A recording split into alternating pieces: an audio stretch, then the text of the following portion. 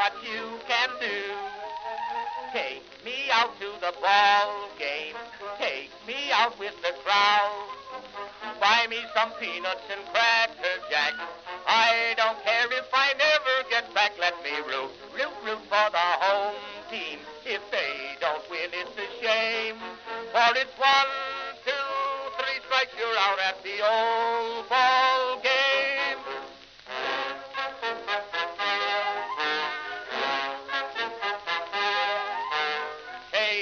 Katy saw all the games, knew the players by their first names, told the umpire he was wrong all along, good and strong. When the score was just 2-2, Katy knew what to do. Just to cheer up the boys she knew, she made the gang sing this song. Take me out to the ball game, take me out with the crowd. Buy me some peanuts and cracker jack. I don't care if I never get back. Let me root for the home team. If they don't win, it's a shame. For it's 1, 2, 3 strikes, you're out at the old ball game.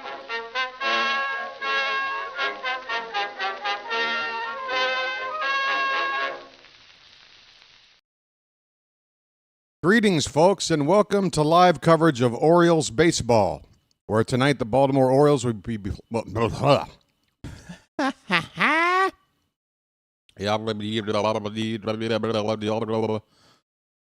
How am I doing these intros anymore? We're in a 7-game losing streak.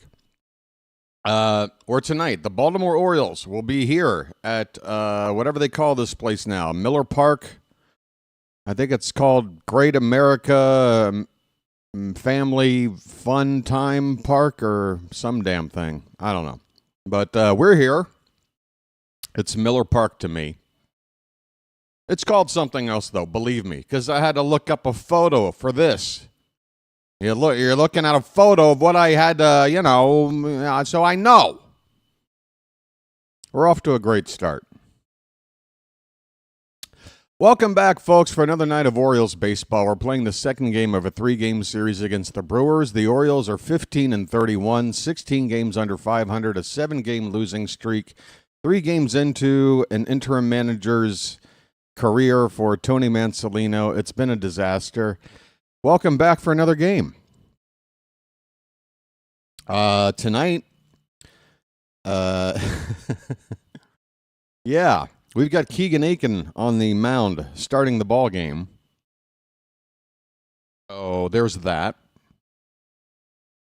I'm honestly not sure why Tomoyuki Sagano and Cade Povich weren't bumped up a day, because they would be on normal rest if Sagano pitched today and Povich pitched tomorrow. With Gibson, who is now departed, his turn not then coming up until the first game out in Boston on Thursday. But I guess they'd rather take care of the problem now than on Thursday when we're playing a division opponent. And so Chase McDermott has been called up from AAA Norfolk. Cade Stroud sent back down. But starting the ball game today is Keegan Akin. So the Orioles are indeed going to play with that strategy that I was talking about for the past few days, when it comes to what's the best way to use Charlie Morton if he's our only option as our number 5 starter. I say you start the game with a reliever, and then you bring him in. I just think it'll be better for him mentally, and better for us too. But Chase McDermott being called up, McDermott probably has at most 5 innings in him. That's if he does everything right, I would think. And that would be obviously what we're hoping for. But, yeah, I can see why they're going to try this maneuver with a McDermott, because he's probably not going to go too deep into the ball game. So maybe they had an idea of what to expect from the Brewers lineup. Are they lefty heavy at the top? I mean, you got Bryce Terang leading off, but then you got the righty Contreras, but then you got the lefty Yelich. So, yeah, maybe they looked at the lineup or potential lineup and said, let's start it off with a lefty, and we'll bring in McDermott in the next inning.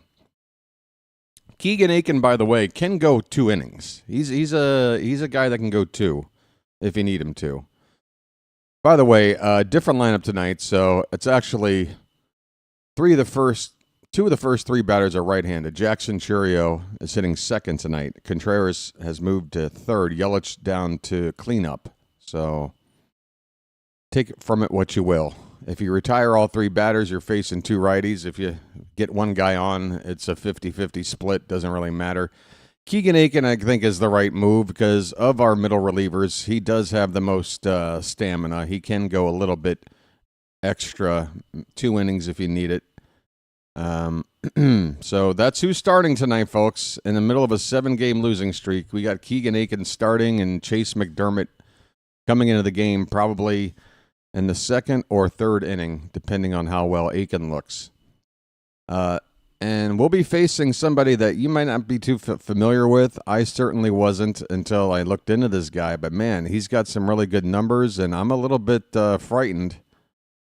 Not just at what we've got on the mound, but what we're up against. This guy, fellow by the name of, where'd you go, buddy? Logan Henderson. He's only 23 years old. He's a right-hander. And this kid has made 2 career starts this season. That's it. And in those 2 starts, 11 innings pitched. He's got a win in both starts, a 2.45 ERA, and a whip of .82, 16 strikeouts in just 11 innings, just 7 hits and 2 walks. He has given up 2 home runs in those 11 innings. That's basically the only way they've scored off of this guy is via the home run. So the Brewers might have themselves a young ace in the making. Honestly, it's just 2 starts, but I mean, if you're going to start your career 2-0, 2.45, .82 whip, 16 Ks on 11 innings, that's the that's the makeup of a potential ace. Logan Henderson. Don't know much about the dude, but the numbers certainly say this is not some scrub on the mound tonight. All right, the starting lineups. By the way, folks, my lousy computer, my second computer, which I use to help run the channel and hook up an HDMI cable to plug in the game into my television. Well, it updated by itself last night. Who doesn't love a self-updating in the middle of the night while you sleep computer, only to wake up and realize something that you use every day isn't working anymore because of said update? Yeah, that happened. For whatever reason, my HDMI cable is not being recognized anymore, so I can't watch the game on my, humbly, but, still definitely larger than my laptop monitor is. So I'm going to have to watch the ball game for now on my laptop, my second laptop, which kind of sucks. I'm looking at the game about 1/8 the size as I'd like to. But dims the brakes, folks. We're on a losing streak. My computer's crapping out. What else is going on? Well, today I woke up and realized I didn't have any coffee, and I had to run my butt down to go get some. I didn't have a coffee or a snack with 20 minutes before the stream. So I ran down to 7-Eleven and took care of that. Coffee's still too hot to drink. I'm going to try anyway. So yeah, starting lineups tonight, folks. How you doing, everybody? Holy cow, what the hell's going on with this season? By the way, there's some quotes from Mike Elias regarding the dismissal, removal, firing, whatever, of Brandon Hyde. I'll read over that for you in a sec. Jackson Holliday is going to lead off tonight, play second base. Adley Rutschman will hit second and do the catching. Gunnar Henderson will play shortstop and bat third. Ramon Laureano is hitting the cover off the ball right now, is in the cleanup spot again tonight. He's in right field. Ryan O'Hearn will bat fifth and be the DH. Ryan Mountcastle moves back down the lineup to the sixth spot. He's at first base. Ced Mullins will bat 7th and play in center field. Heston Kjerstad will hit 8th and back in the lineup tonight in left field. Ramon Arias will be at third base and batting 9th. Based on the team, the way they are right now, this I approve of the lineup, if that means anything. That's pretty much. I mean, I think Rutschman still needs to get moved down. But you know, what are you going to do? You can't have it all. American Family Field, I guess, is the name of this place, which is just the most generic, soulless, who gives a damn, who will ever remember that name fondly, name for a ballpark. American Family Field. I feel sterile just looking at that sign on the outside of the ballpark.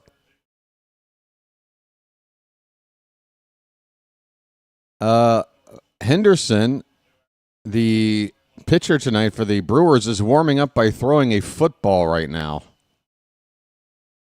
All right, I'm worried. This Henderson dude has got me worried. He's rocking a really good mustache. He's throwing a football around like Joe Namath. This guy's pitching. Oh, God. Who is this guy, and what does he do? Who is this guy, and what does he do? For the home team Brewers, leading off at second base, Bryce Terang. Jackson Churios in center field hitting second. William Contreras is doing the catching. He'll bat third. Please don't pitch to him when the game's on the line and you got a base open, Tony. Thanks.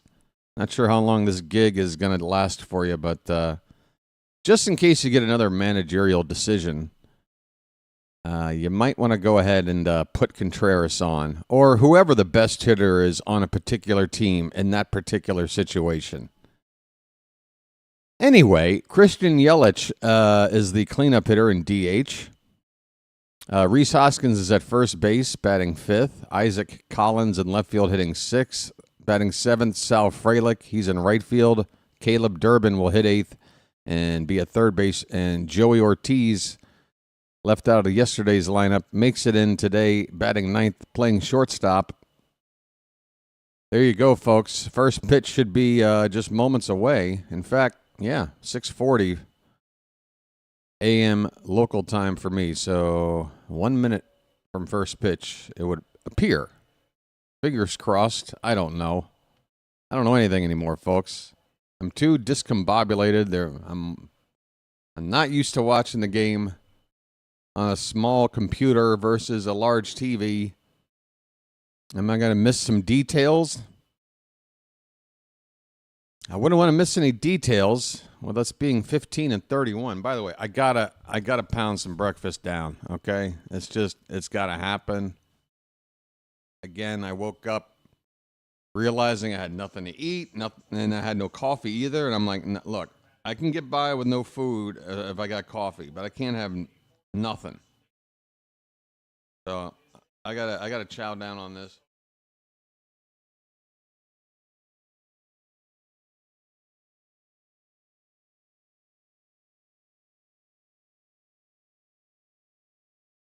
Stand by. This game brought to you by Beggin' Strips. Bacon! Bacon! Where's the bacon? I smell bacon! Bacon! Bacon! Gotta be bacon! Only one thing smells like bacon! That's bacon! Bacon! Bacon! Bacon! Bacon! There! From that bag! What's it say? I can't read! Please! Please! Give me what's in the bag! Chewy, yummy, smoky bacon! There you go. Oh boy! Oh boy! Oh boy! No! No! No! No! No! No! It's bacon! No, it's Bacon Strips, brand dog snack from Purina. Bacon Strips. Dogs don't know it's not bacon. It's bacon! The guy that's either 58 or 32 is back in the stands tonight. They've already got a camera on him. And they've already interviewed him as well.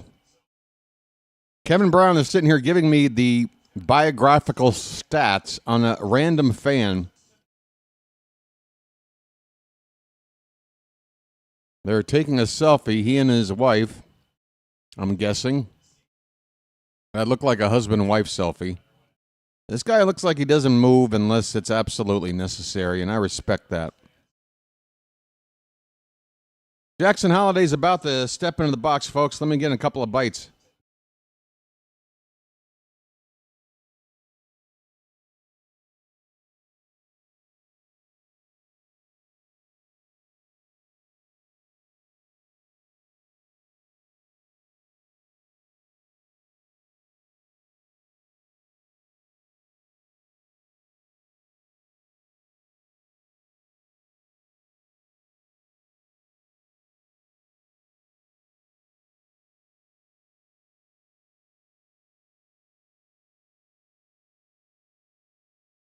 Ben McDonald talking up Logan Henderson as we speak.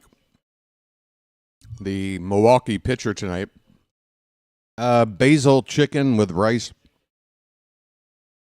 and some spicy stuff. Sorry for smacking my gums.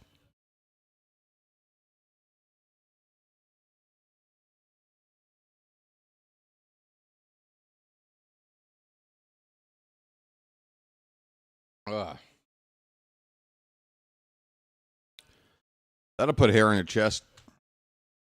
Whew.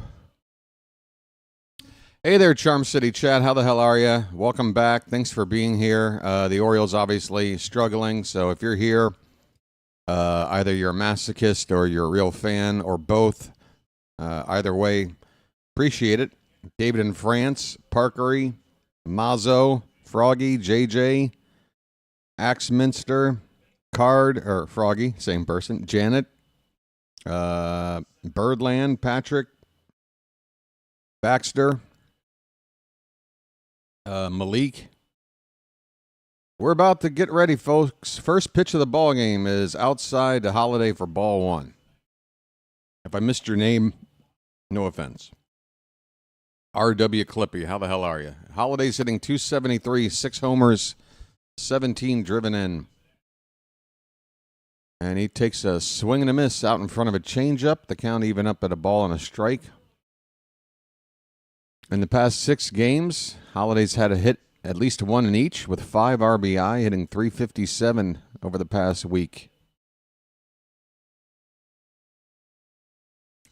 That's another swing and a miss, that time on the heater. Holiday trying to figure out the timing of both. He was ahead of the changeup. He was behind on the fastball. The count is a ball and 2 strikes.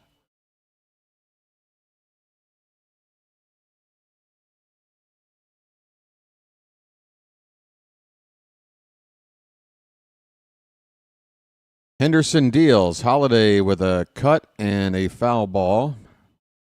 I didn't even see where that ball went. Again, I'm looking at a screen that's about 1/8 the size that I usually watch. So if I mess up on some calls tonight, folks, that's my excuse. Swing and a miss. Holiday out in front of another changeup. He strikes out to begin the game.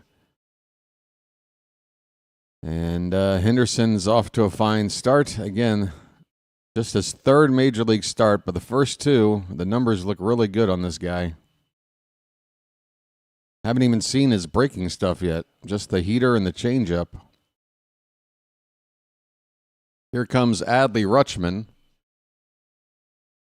Let the clutch out gently, okay? He takes a fastball outside for ball one. We got George here, Baxter, Travis, Ryan, Bruce. 1-0 count on Gunner. Swing and a miss. Count even up at a ball and a strike.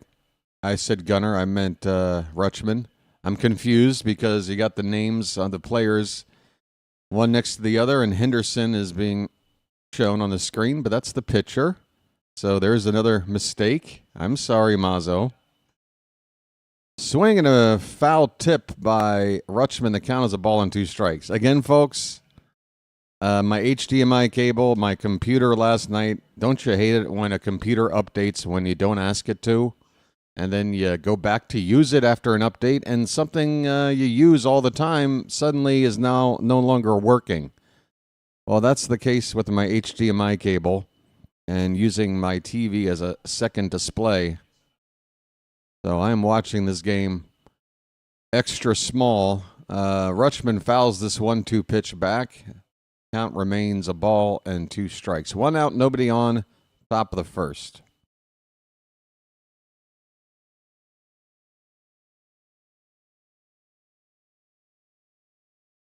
Folks, 66 people here already. 24 have hit the like button. That's only about a third of you. If the other 2/3 could maybe get that out of the way, it would put my mind at ease.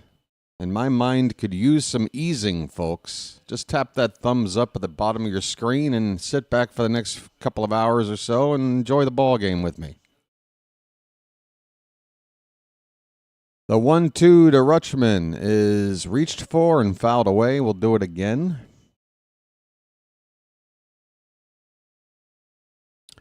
One thing about Henderson, I'm not sure exactly how many pitches deep he got into the 2 games he started. He did well, but only went 5 innings in one and 6 in the other.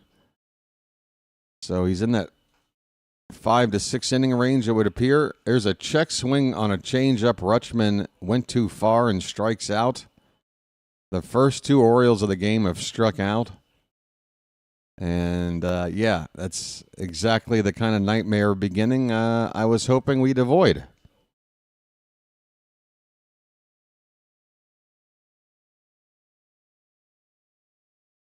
The batter is Gunnar Henderson. Henderson versus Henderson now. Swing and a miss, and Gunnar is quickly behind. 253 for Gunnar, 7 homers, 13 driven in.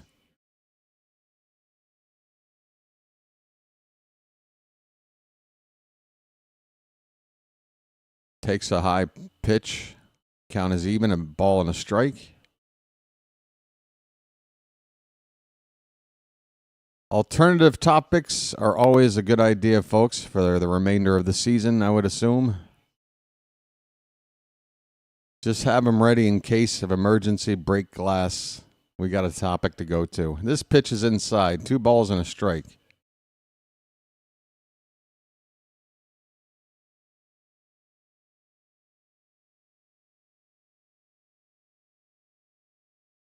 Base is empty, 2 down. The 2-1 pitch to Gunnar. He reached for one in about 3-4 inches off the plate inside. Can't do much with it except foul it away. The count is 2-2. The pitch. That one is hit on a soft line to second. 1 bounce. Terang up with it over to first in time. And the Orioles are retired in order. We head to the bottom of the first. Baltimore, nothing, and the Brewers are coming up. Do we do island movies yet? Now, what exactly is that? Like, what movie would you take to a desert island, or movies about islands? Movies that take place on islands? Movies based on plots from the show Gilligan's Island?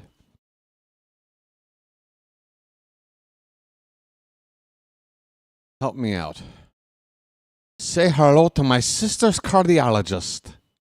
I don't remember that from the movie. Muppets Treasure Island? Island of Dr. Moreau?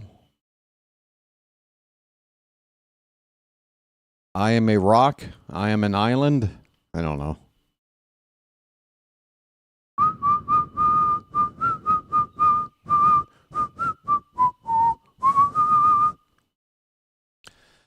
I don't know, George. First of all, how many am I allowed? Do I get like a like a modern situation where, like, a thumb drive, I can carry like 100 movies, or am I physically carrying like VHS tapes with me to the island? 10. All right. Damn. We're going to be here all night. Well, I think the most important thing, if you're putting together a list of 10 movies and you got to only watch those 10 movies on a desert island for the rest of your life. By the way, where's the Where's the power hookup? What are we watching this on? What format? That actually has something to do with it. Because some movies I actually prefer to watch on VHS. I like that sort of grainy texture to it. And then other movies I want to see in pristine 4K. What am I watching this on a desert island? I'm assuming a not too modern television with like VHS tapes. Or maybe a projector. Keegan Akin is on the mound, folks. We'll dig into this question. I just got to know the parameters. 1-0 pitch to Bryce Terang is fouled away. Keegan Akin. He's sort of the lefty Albert Suarez, I tell you. This guy doesn't get a whole lot of credit, but ask him to do something, he'll do it.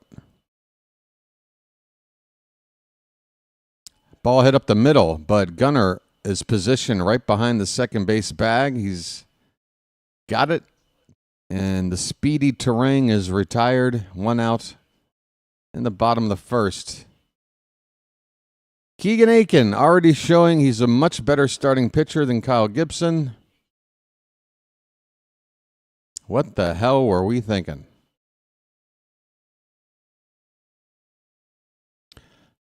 That's good to know, Bruce. I guess, let's try to call it adult films maybe if it comes up again. I don't think YouTube likes that word. To them, that's like a 4-letter word. Here's a swing and a miss by Churio. He's behind 0-2.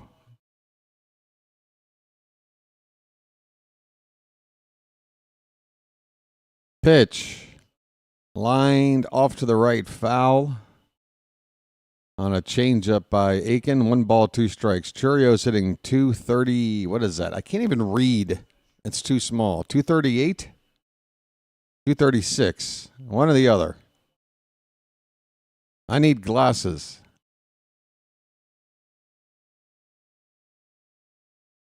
O2 pitch is low. Churio yesterday held hitless. Yeah, I think the number one thing, if you're going to have 10 movies, is that you want the right amount of variety. Swing and a miss. Akin with the strikeout.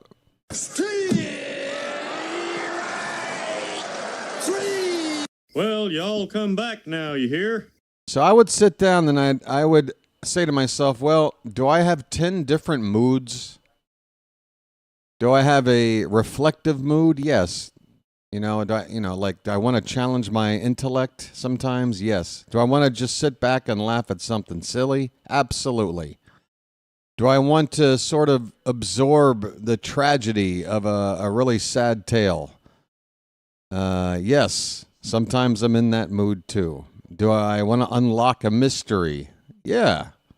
Do I love a good horror film? Absolutely. I would need a little bit of everything. You got a 1-0 count on Contreras, and the next pitch is called a strike? That can't be right. I'm doubting the 1-1 count I'm looking at right now. 2 down, nobody on for the Brewers in the bottom of the first. This pitch is reached for and fouled back. We'll call it a ball and 2 strikes.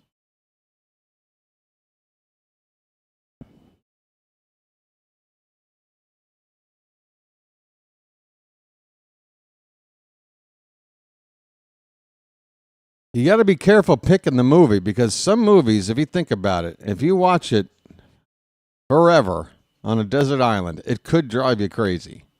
As much as you think you might like it, there might be a scene or something that just triggers something in you to just freak out and just scream, get me the hell out of here. Get me off this damn island. We got a full count on Contreras. Pitch. Low and in for ball 4. And the Orioles do what they should have done the last time he was up to hit. They walk him. 2-out walk. Did I? Why does this a past tense question? I guess Axminster I did, and I continued to do.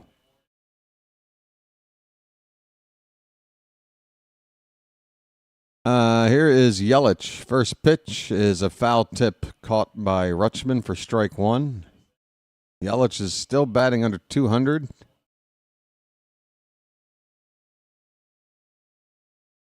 I think if the Brewers are looking to make noise this year, he's got to get going. There's a called strike two.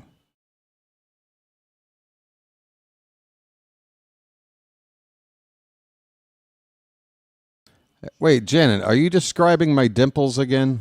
What are you doing? 0-2 pitch is high. Very, very high. 1 ball and 2 strikes.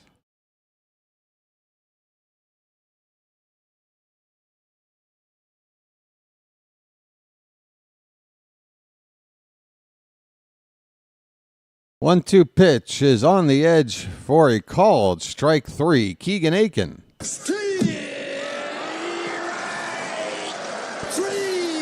Folks, can you see how using a guy like Akin to start a game when Morton is going to pitch next might be to our benefit? Can you see?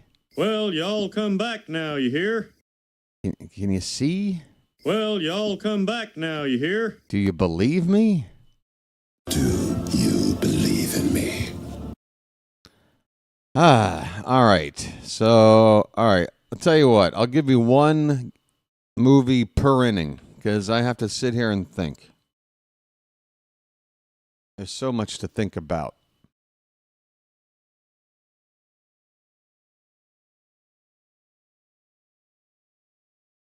The Blues Brothers. We'll start with that. That's in there. I got my music. I got my Belushi.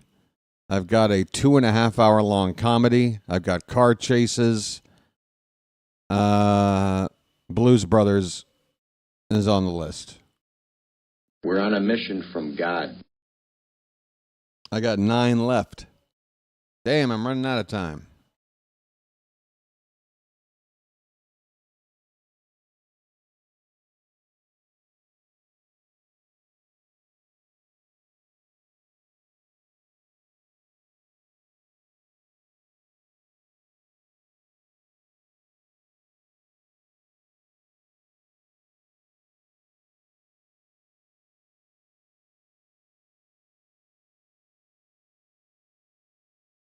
Thanks for tolerating my eating.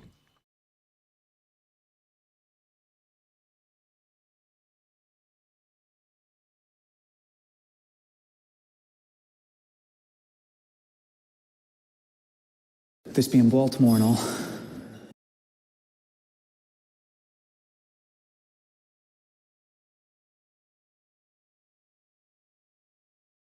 Ramon Laureano is up to begin the top of the second. Janet, are you kidding me with all the stuff you talk about cooking?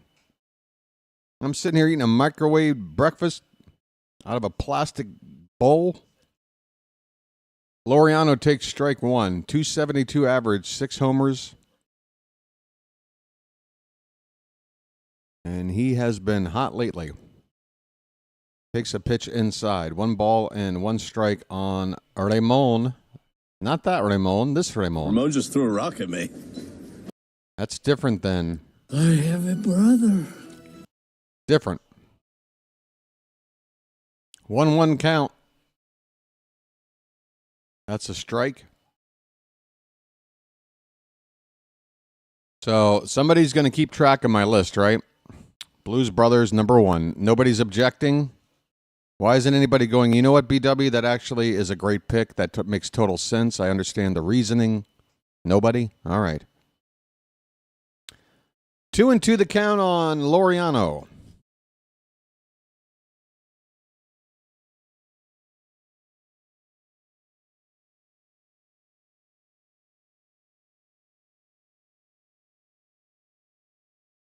That pitch is popped up on the infield. The pitcher wanted it, Henderson, and he is called off by the second baseman Terang while nearly tripping over the mound to get out of the way.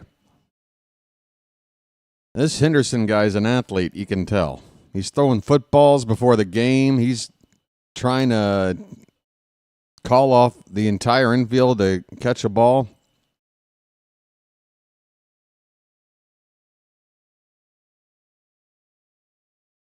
"10 Desert Island movies, AB, is the topic tonight. And I'm on only one. I'm going to try to give one per inning.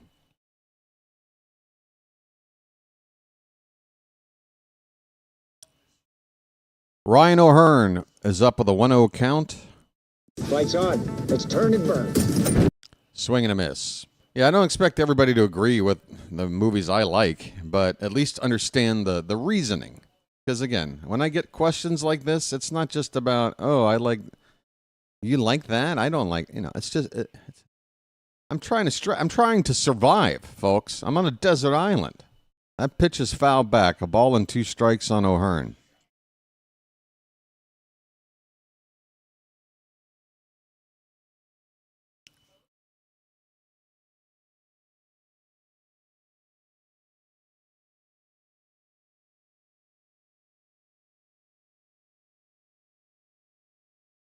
One and 2 on O'Hearn. 1 out, nobody on in the top of the second. Scoreless ball game. That is low and in. 2 and 2. I think Castaway's been brought up ever since this question's been brought up. So let's get all the Castaway jokes out of the way as soon as we can.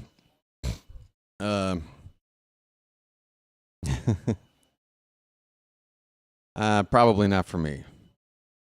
But if I am on an airplane, I do like to watch the movie Alive about the Chilean soccer team. You're late? You're late? If Castaway just cut out the Helen Hunt part of the movie, then you got the schmaltz out of the way. But Helen Hunt might be the schmaltziest actress of the 90s. You look at Twister. You look at that movie, the Castaway. You look at she's schmaltzy. O'Hearn fights off a 3-2 pitch. It's still a full count. We're making Henderson work here. 27 pitches, 1 out in the second, even though we haven't really done anything but make outs. We're making him throw pitches. Yeah, she did win an Oscar for that, and I thought that was just one of many miscalculated decisions by the Oscar board. But yeah, I think Helen Hunt's a schmaltzy actress. There, I said it. Janet, for you, there's no such thing as too long. Come on. That pitch is fouled away. It's still a full count.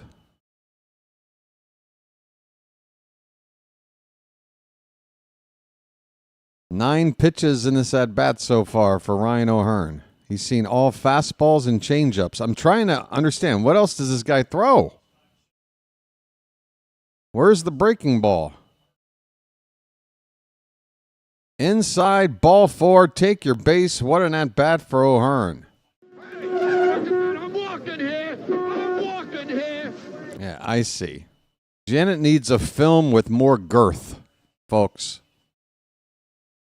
Castaway, not enough girth. Yeah, Sandra Bullock is right up there with schmaltzy, overrated actors. Absolutely. That movie where she's out in space with George Clooney is so unwatchable. I know some people saw that movie like in IMAX and like visually it was really fun. Like, yeah, give me some hearing aids. I'll look at that movie, but I don't want to hear Sandra Bullock whine about being a reluctant astronaut. This pitch is popped up foul and out of play. The count is 0-2. Am I really out here? What am I doing out here? I don't know. Get on one of those Bezos rides with Katy Perry. That sounds more your speed there, Sandra.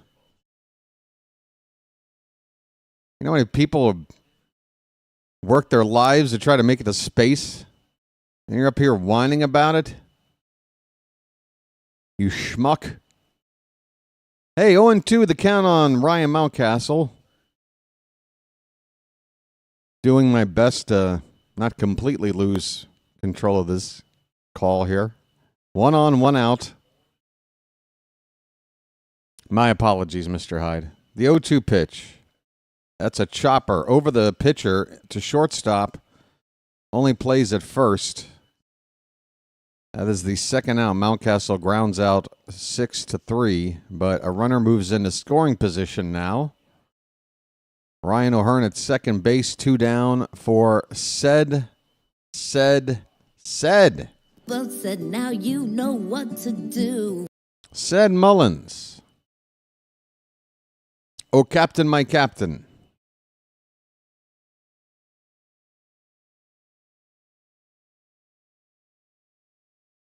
All right, folks, number 2 movie added to the list. You can jot it down. I need a good coming-of-age movie, something that's got some comedy, but also some drama and a lot of heart. A movie that hits close to home, even though I wasn't alive to experience the times this guy was living through, but I feel like I know what he was feeling anyway. A character by the name of Benjamin Braddock in a little film called The Graduate. Dustin Hoffman, directed by Mike Nichols. That movie for me is just about pure perfection.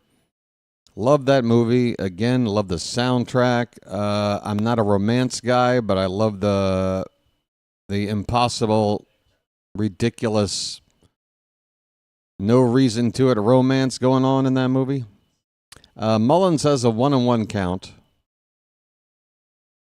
2 down, runner at second base. Fouls it back. It's a ball and 2 strikes.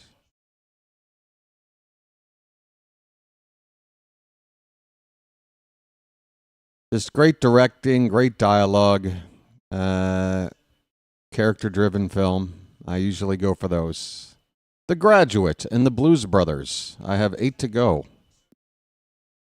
Mullins lifts one to right, but he doesn't get a lot on it. It'll hang up there and be caught by Fralick for the final out of the inning. Henderson's thrown 38 pitches through the first 2 innings. I guess that's kind of okay. We're making him throw about 20 per inning, so he shouldn't go much more than 5 at this rate. Based on his numbers, I hope he doesn't go more than 5. I hope we can keep the Brewers off the board. I hope. I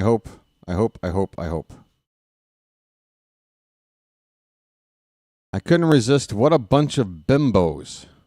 Oh, the astronauts. Folks, that photo of Katy Perry with the daisy, where is that?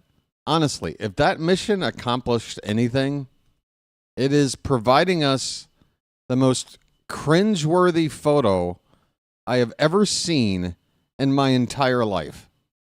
It is the most cringeworthy thing I've ever seen. Ever. Her just staring like gloss-eyed into the camera, holding a daisy. Here it is. Right here, folks. This is what I'm talking about. That right there. There you go. Just obnoxious. That's what you did. You made it 5 feet out of the outer stratosphere for 4.5 minutes to take selfies. Thanks for all the work you did for science.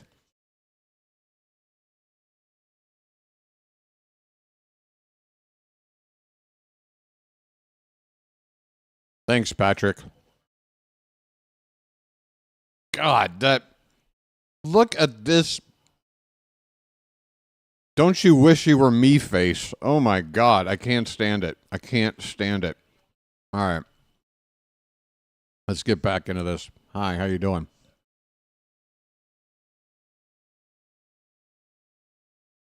I would prefer no time, Patrick. I would prefer never. Popped up on the infield by Hoskins. First base. By the way, Chase McDermott is into the ball game. Here he is. We went to the bullpen.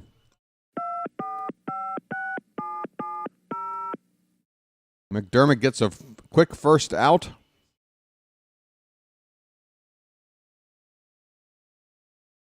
Here is Isaac Collins, left-handed batter, takes a called strike from McDermott.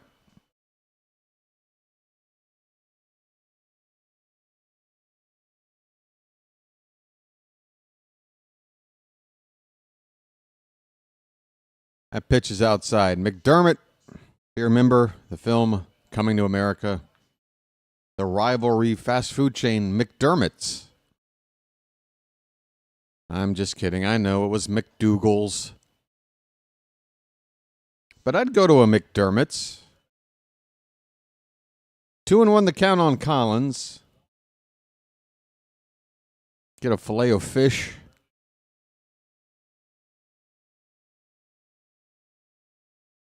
Pitch is swung on and fouled back. I think 2 balls, 2 strikes. I honestly can't see if a ball is fouled away or just swung on and missed with this size TV. If I can't see a little white ball, I just realized I'm going to stop talking. That wasn't going to lead to anything good. This pitch is just a bit inside. Full count on Collins. 1 out, nobody on. Bottom of the second, no score. That pitch looked good.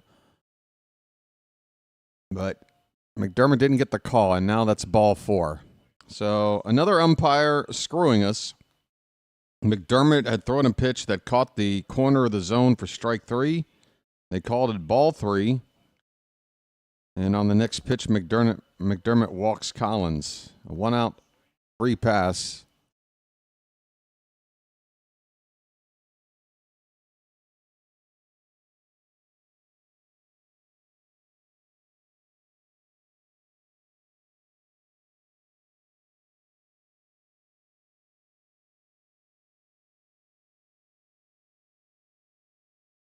Ball 1 to Sal Frelick.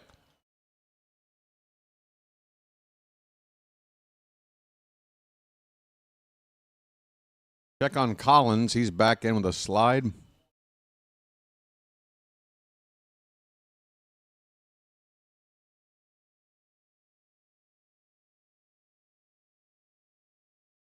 Hey, Tony, how you doing? You're welcome for a great show. That ball is absolutely crushed. That ball is caught up against the wall by Laureano, and they're going to have to get the ball back to first. Or they're going to have to run back to first, or Laureano's going to double you up. He's got that strong arm out there. Folks, Ramon Laureano, this guy was signed for $5 million to be a backup outfielder / platoon guy against lefties. We spent the first month or so not using him at all, except against lefties, who he wasn't really hitting. Then we finally give him a chance to just play. Forget the matchup thing. Not only is he hitting righties, he's helping out in the field as well. You got him and Mullins out there together. That's a pretty good defense out there. Here is Caleb Durbin, 2 down, runner at first. Hello. You might have given me your name spelled out phonetically in English for me to pronounce it right before, but I have forgotten. My apologies, but welcome back.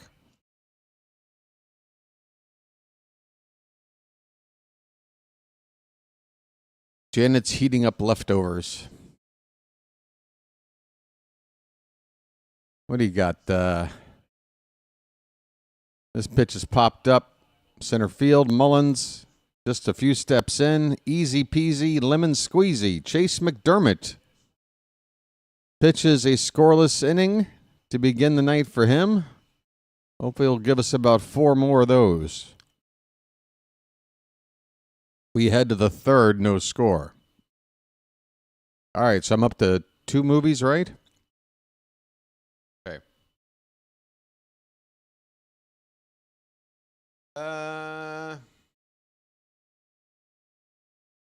Since coming of age movies, I have a little bit of humor, but also a lot of heart and drama and stuff to think about. Is a genre that's really important to me, and I like to take things back to my youth. I'm going to include the 1987 film Stand By Me, directed by Rob Reiner, starring River Phoenix and a few others, right? Corey Feldman. What's that kid from? I don't know. He went on to do a lot of stuff. Kiefer Sutherland. You know the movie. That one gets on the list. I'll sit and watch that on a desert island and reminisce. Now, see, AB Normal, you're jumping ahead, man. For a true, pure comedy, I probably would have had Spinal Tap on the list, but you just ruined it. You just ruined my list. My list is ruined. Hey, you know they're making a new Spinal Tap. It's going to be out pretty soon.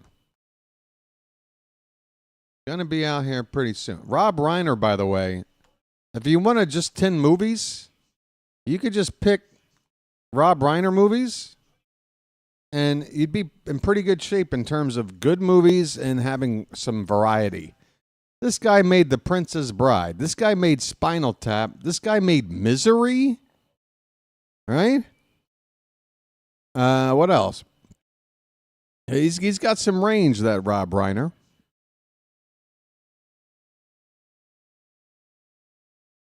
Well, we're not here to talk about anybody's, let's just, I know where you're going with that, AB. Just, who cares?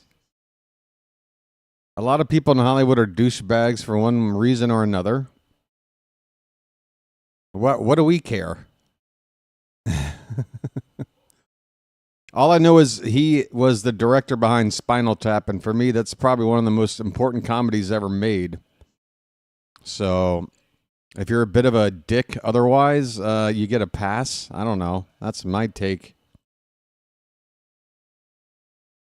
There's a reason why we talk about him, because we enjoy what he did. But I guess when you have a Twitter account, your legacy gets tarnished by some people. Whatever. I don't know. I don't get it. Heston Kjerstad is at the plate. We got a 2-1 count, top of the third.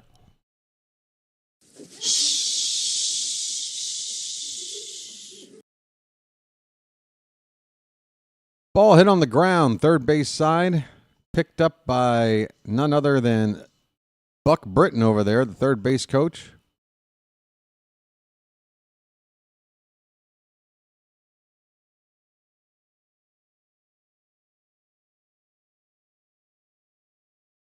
Here comes the 2-2. That is a swing and a miss. 97 on the heater. Or, excuse me, 93? I cannot read.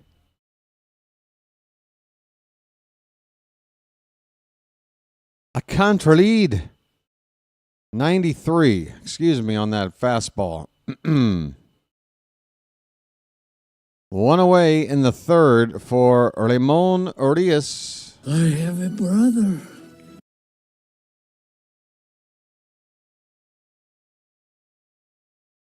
Hit on the ground, foul.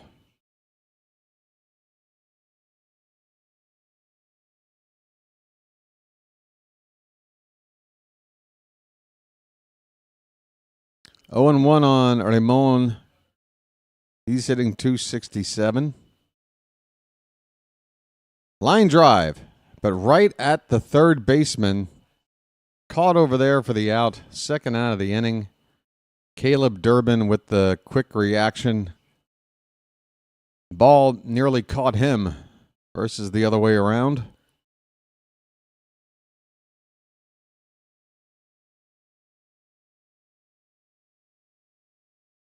Back to the top of the order for Jackson Holliday.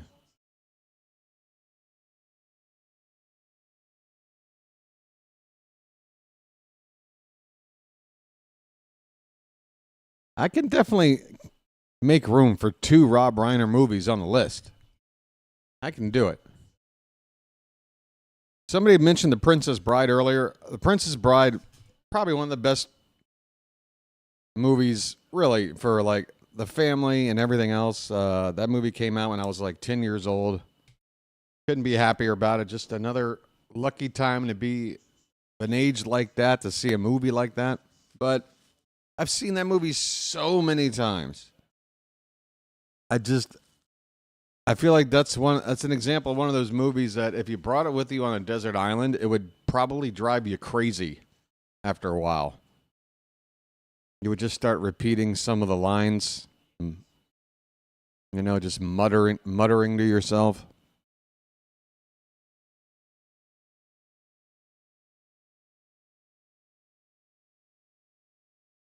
I can't believe it. AB Normal still has to take a dump on Rob Reiner again. Can't even call him Rob Reiner. Just can call him Meathead. So obviously you're an All in the Family fan as well. If you never had Twitter, AB, you wouldn't have that opinion. That's what sucks, That's what sucks. Here's a swing and a miss, and Holiday goes down swinging to win the inning. We go to the bottom of the third. Scoreless in Milwaukee.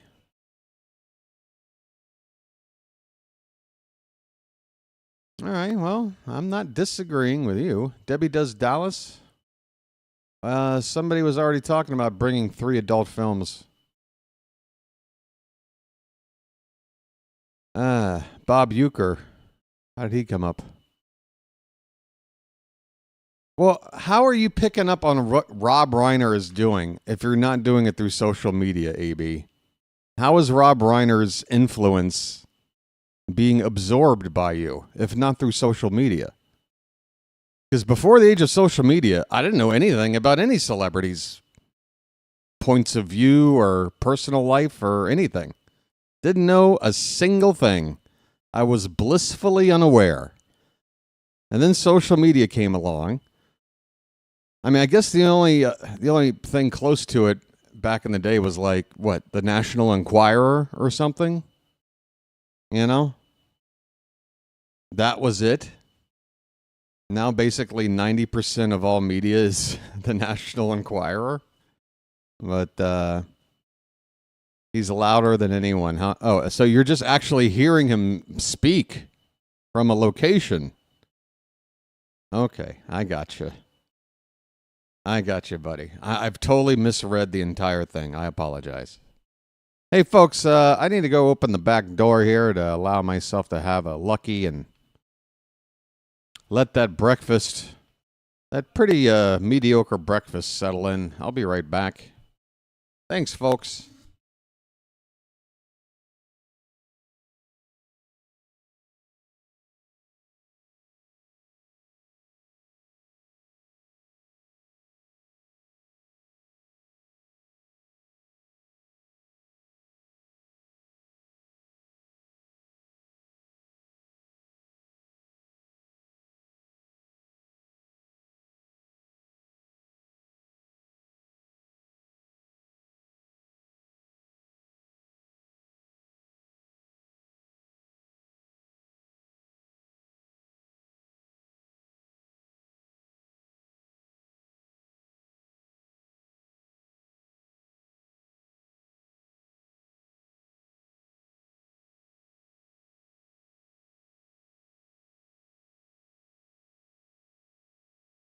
McDermott gets ahead of the number 9 hitter Joey Ortiz with an 0-2 count to begin the bottom of the third. Ortiz is hitting just 170. There's a check swing, and he went around. McDermott with the strikeout. They have to throw to first to complete it.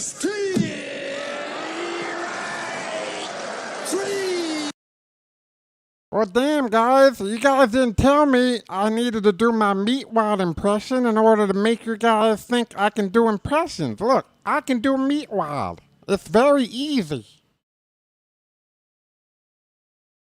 Here comes Bryce Terang. He's got a 1-0 count. 0 for 1 tonight. That pitch is just a little bit outside.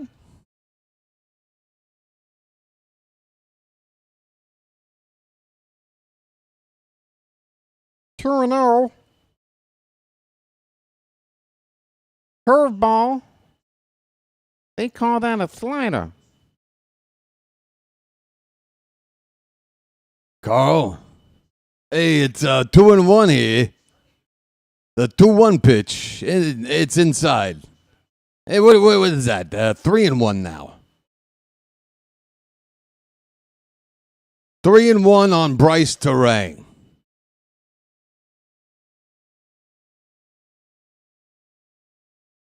That ball's hit deep center field. Going back and looking up, that ball is gone. It is a opposite field home run for Bryce Terang, known more for his speed than his power. That ball was hit a long way. Again, to the opposite field, deep center, left of center, for the left-handed hitting Bryce Terang. 1-0 Brewers. Oh, you want me to sound like Mo now? Is that it? You think there's a difference? Hey, is there Amanda Hug and Kiss here? I'm looking for Amanda Hug and Kiss. You can't tell the difference? Play it back.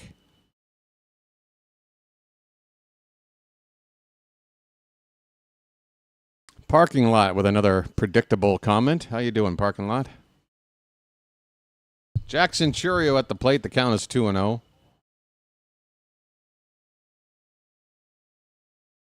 Pitch is up and away. Count is 3-0.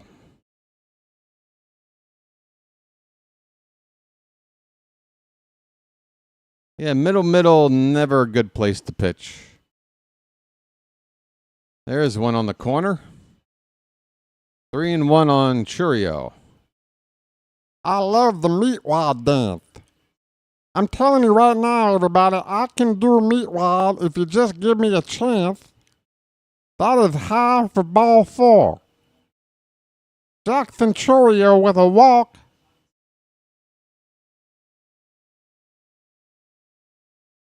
By the way, folks, if you're watching right now and you've never tuned into a little cartoon called Aqua Teen Hunger Force, I apologize.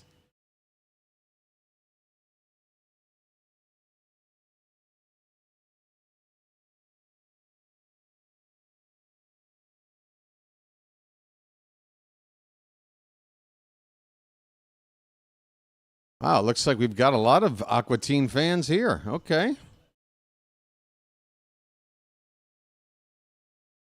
What is this? What am I looking at? What is this new analytic I'm supposed to care about?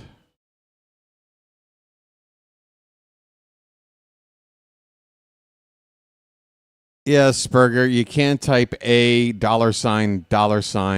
$HOLE, okay? Family Guy is impressions. It's Seth MacFarlane doing impressions. You want me to do impressions of a guy doing impressions?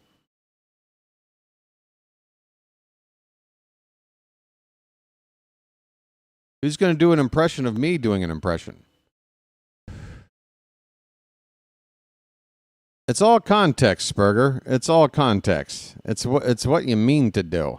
Like, I'm willing to excuse a swear word if it's born out of a organic place, you know, something just happened, really frustrating. And you type in, you know, the S word or whatever. Here's a fly ball to right. That is caught for out number 2. That's understandable. But when you're like sitting there and you're like, hey, I have a plan. I want to curse. Can I get away with it if I do it this way? The answer is going to be no, because I know what your intention is. You just want to curse. You see the difference, Spurger? There's a difference. Hey, I need a comma there in that scrolling text. Oh, that was you were quoting Mo. The dollar bill thing was a Mo quote, and I didn't pick up on it. My bad, man. You see? This ball's hit toward Gunner. He's got to play at second. He taps the bag for the force to end the inning. Bryce Terang goes yard to give the Brewers a 1-0 lead. As we now go to the fourth inning, the Orioles still looking for their first base hit.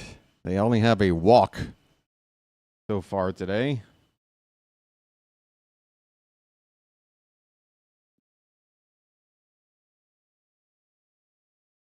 First of all, to be honest with you, I really don't watch a lot of Family Guy. Now, it's been around long enough where, I'm familiar with it, obviously.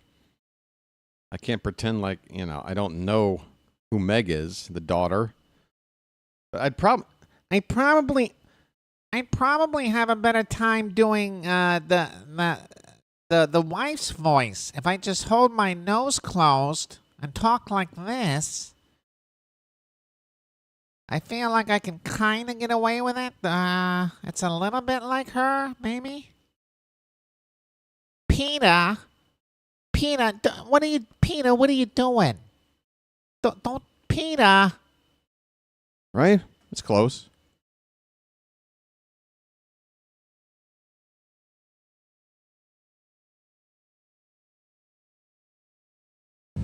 You want to hear my Stewie impression? I offer you the opportunity to join me in glorious battle. Sound just like him, didn't it?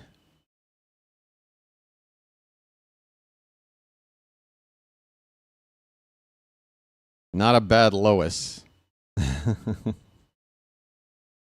Not bad considering I just gave it a try.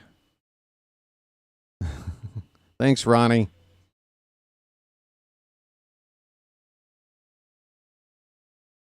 Folks, when I was a kid, I used to mess around doing impressions, not for any other reason than just because I just amused myself by sounding like somebody else that I thought sounded funny.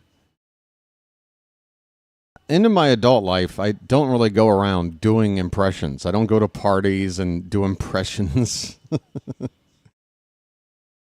It's really reserved just for close friends whenever we're chatting it up and whatever. I didn't plan on it being a part of the stream. Adley Rutschman at the plate. He's got a first pitch ball to lead off the top of the fourth. Next pitch inside. It's 2-0. Logan Henderson has just given up one walk and no hits through the first 3 innings.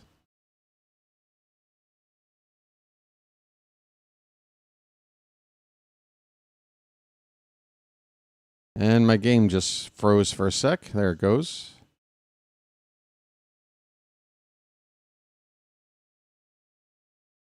No way. George Wendt just passed away?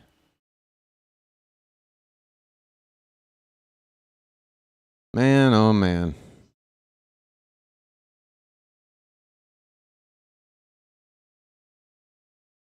Have a drink for Norm, everybody.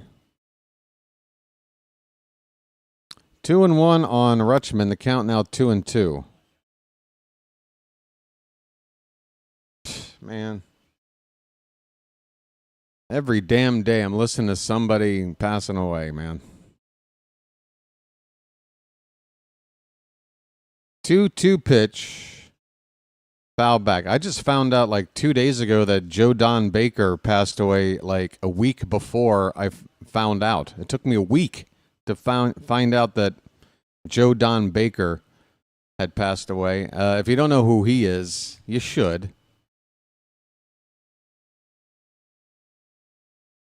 And if you're a fan of Mystery Science Theater 3000 like I am, it's like my favorite show of all time.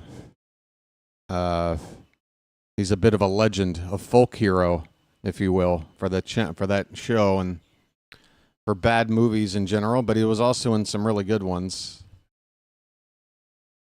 In fact, I just watched him in a movie the other night. 2-2 pitch, swung on and missed by Rutschman. He strikes out to begin the fourth. I was watching Cape Fear, what's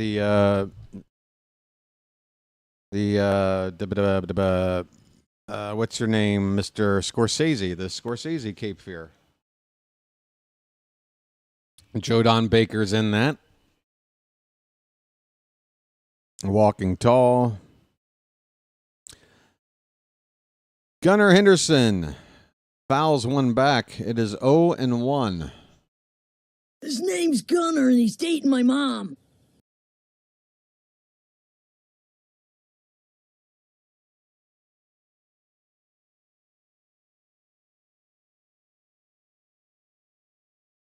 Swing and a miss. Got a little foul tip piece. According to the ump, it's 0-2.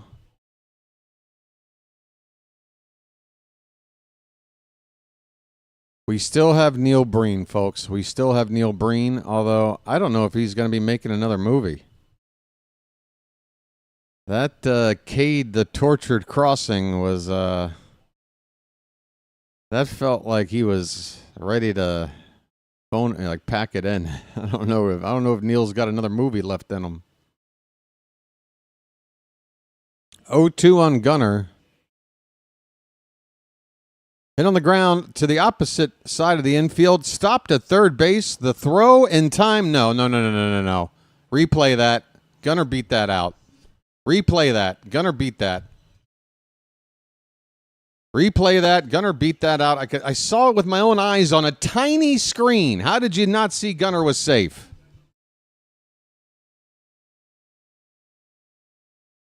I still haven't seen a replay. I'm 100% confident Gunnar's safe. Let's see how stupid I am.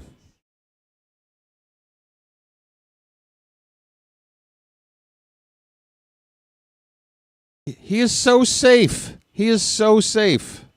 Get out of here.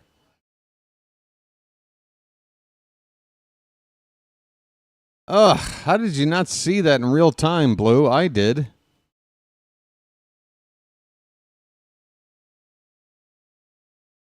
That will be the first hit of the day, an infield hit for Gunnar Henderson. It took a challenge to do it, but we got there.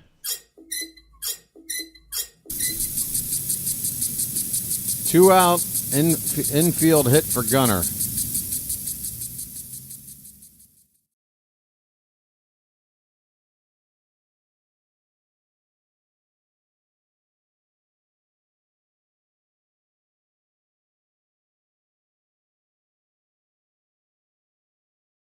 All right.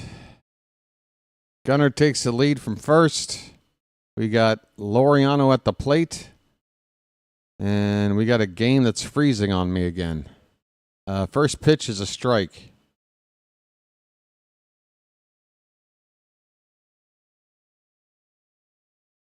Oh, did Gunnar steal on that pitch? Nice. So my game froze. Gunnar steals a base. Runner at second with one out for Laureano. 0-1 pitch. Called a strike, looked a bit low. 0-2. I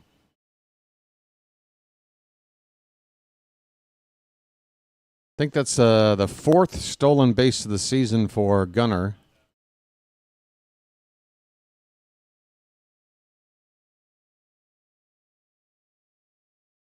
The 0-2. Hit on the ground, foul down the left field line.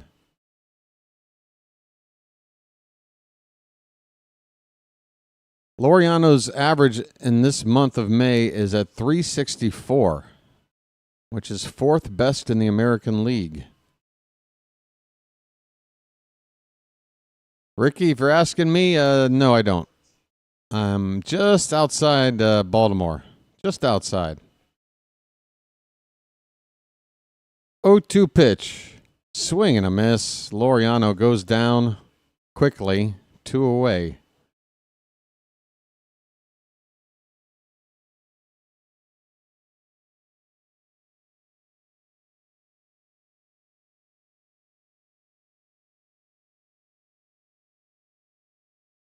Oh, I just picked up on the Ditka SNL sketch. Yeah, good old George went. George literally went. He went on his way. Rest in peace, my good friend. My favorite line from him on Cheers was, it was a pretty standard setup where Norm would walk in from the front door of the bar, and Ted Danson or somebody would be like, "Hey, Norm, what's going on?" And the whole bar would go, "Norm," right? And like, what's it like out there today, Norm? And Norm was like, "It's a dog-eat-dog world, and I'm wearing milk-bone underwear." Here's a check swing foul by Ryan O'Hearn.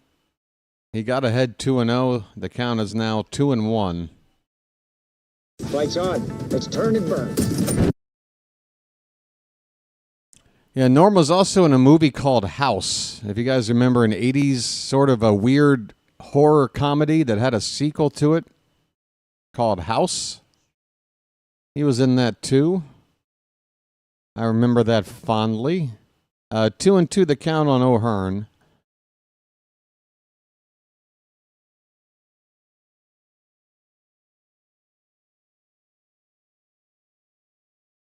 I think House was a pretty underrated movie. Very strange. Here's a fly ball in the right, hit on the line by O'Hearn, but right to the right fielder to end the inning. Gunnar gets on for the Orioles' first hit. Why isn't it listed as a hit on the board there as they go to commercial? I don't know. It should be a hit. We do have a hit. We go to the bottom of the fourth, 1-0 Milwaukee, and I've been off the screen. Okay.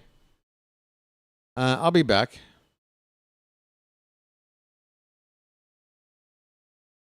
I apologize for Baltimore.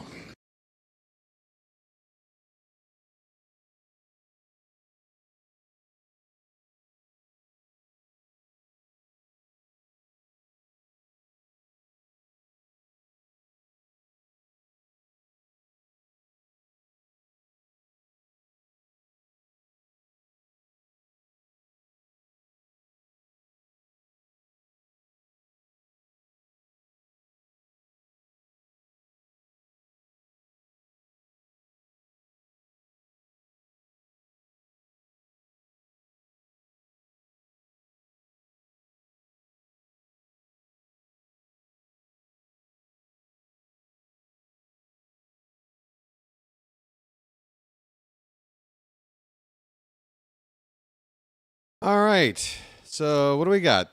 3 Desert Island movies? Anybody keeping track? What am I up to? BW's going to add, he's going to knock a couple of things out on the list. He wants a sci-fi movie. He wants a movie from his favorite director. He wants a movie that makes you think. Not only about the story that's going on in the movie, just make you think about who you are, about humanity, where we come from, where the hell are we going? That's right, folks. I'm talking about a little something called 2001, A Space Odyssey. That goes on the list. Why? Another long movie, another thinker. If I'm going to be sitting alone, I want to be thinking about stuff. Here's Rhys Hoskins, 1-0 pitch. Popped up. Second baseman Holiday going out a long way, and wow, we just screwed that up. The right fielder, Laureano, comes in and tries to make a diving catch. It pops out of the glove. A lack of communication, it would seem, on this play. And the batter will be at second base. Trainer's going to jog out to make sure Laureano's okay. It looks like he's limping a little bit out there.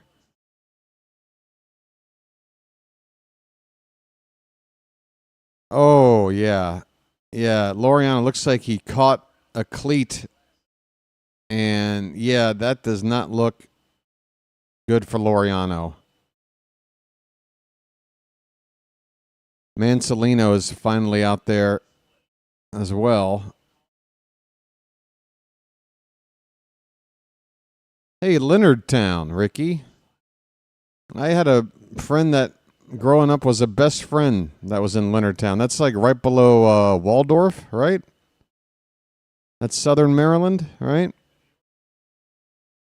What is that? Is that St. Mary's County? Or is that still Charles County? Or what county is it? What county am I thinking? I can't remember counties anymore. Folks, you leave a place long enough, you start to forget stuff that used to be, all you ever knew. Yeah, Laureano landed on his left. He planted his left foot, bent the knee as he went down, and then it stuck. And, yeah. That, St. Mary's County. What is that, 301? Is that 301 the highway that takes you through there and down into Virginia? Over that bridge?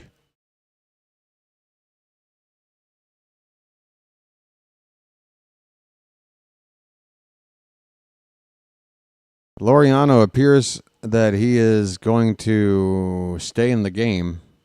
I hope he's okay. I mean, I would rather take precautions. We can't afford to lose who's like the only guy hitting right now by exacerbating whatever the issue is by keeping him out there. I hope he's okay. I hope he's being honest about whatever's going on. I know he wants to stay in there and help the team, but hot damn. Runner at second base with nobody out for Isaac Collins. He takes a slider from McDermott at the top of the zone for a called strike. Collins walked in his only other plate appearance. Yeah, John Carpenter movie feels like is necessary on my desert island. If I'm going horror, I'm probably going to take The Thing. Now, see, if I was stuck on a desert island with like 2, 3, 4, 5 other people, I would never want to bring The Thing because the paranoia would drive me insane. But if I'm alone, sure, The Thing is on the list. Welcome to the list. Anybody got an update on the list? This ball's hit on the ground. Second base, Holiday's got it over to first for the first out, but the runner at second goes up a base to third with one away. Hey, look at that, folks. You get a guy at second base, nobody out. You hit a ground ball to the right side. You move him to third. And now you can get that run in without the benefit of a hit. It's called manufacturing a run. Let's see if the Brewers can do it, because apparently we can't. Okay, PK, this topic came up like in the very first inning. We've just been kicking it around, talking about desert island movies. That ball's crushed. If it's fair, it's gone. And it's gone. It's a 2-run homer for Sal Frelick, and it's 3-0 Brewers. Second home run given up by McDermott. And what is it? 2 1/3 innings.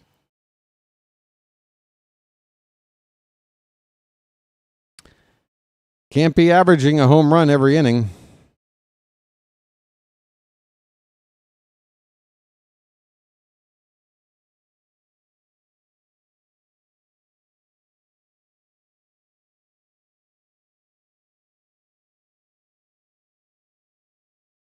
Here is Durbin. Slider outside. 7-game losing streak, down 3-0 in the bottom of the fourth. And we've got 1 infield hit through 4 innings. Called a strike. It's 1-1.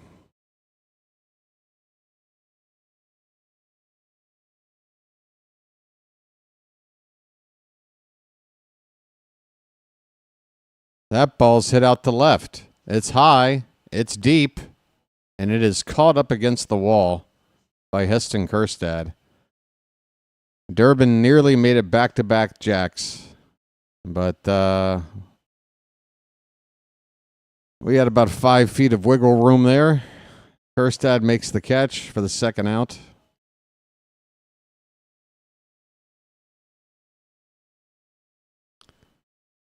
Oh, boy. Hi, everybody. Welcome to the ballpark. Favorite volleyball movies? I'm going with Side Out, starring C. Thomas Howell.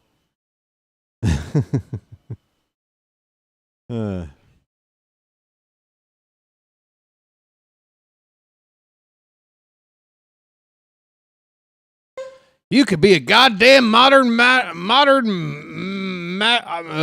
messed it up. You could be a damn master modern art piece. What the hell does he say? I stink. Here's a breaking ball, a slider in there for a called strike. 2-2 on Joey Ortiz. 2 down, bases empty. Bottom of the fourth. 3-0 Brewers.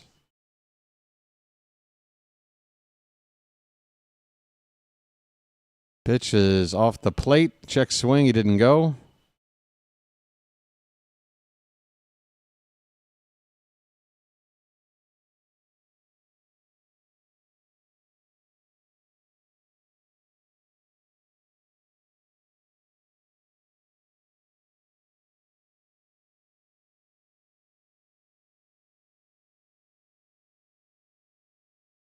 Three-two pitch is a slider that breaks off the plate for ball 4. So McDermott walks the number 9 hitter.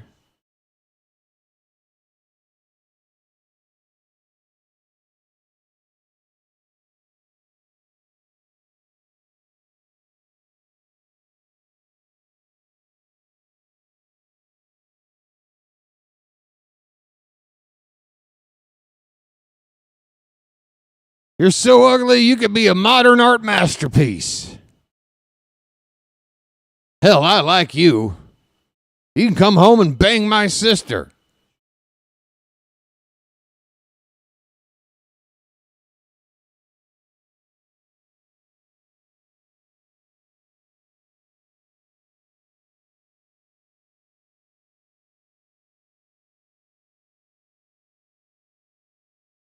Happy birthday, dear Jesus.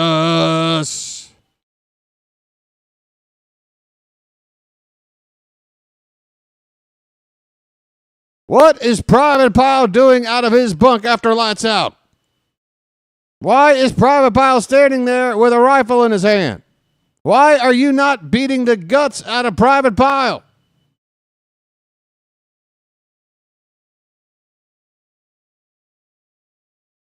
Sir, it's my duty to inform you that Private Pile has a magazine that's locked and loaded, sir. Here's a ball hitting the left field by Terang. It's caught for the third out. 2-run bomb from who? I don't care. Whatever. We're down 3-0.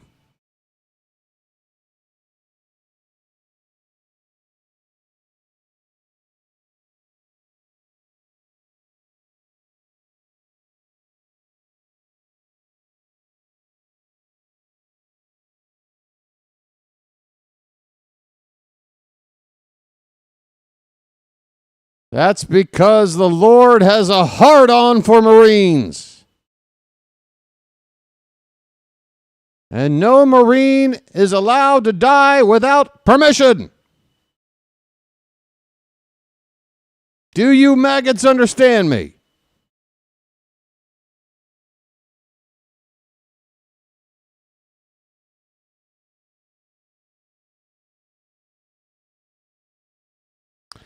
We stink. What's going on? What's going on in the Discord?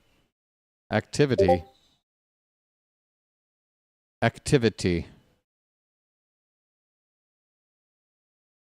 Radio activity. Yeah, all good, Froggy.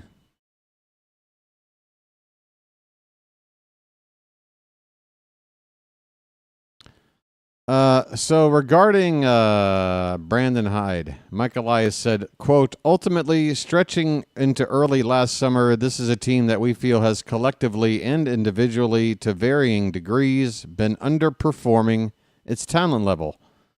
If he felt that way early last summer, Mike, why are you only mentioning it now? I remember the last time you talked to the press before Hyde was canned, all you talked about was how everybody was believing in what we were doing and everything was all systems go. Ryan Mountcastle, a broken bat, little bloop into left center field for a leadoff single. We got a base runner. That's a good start.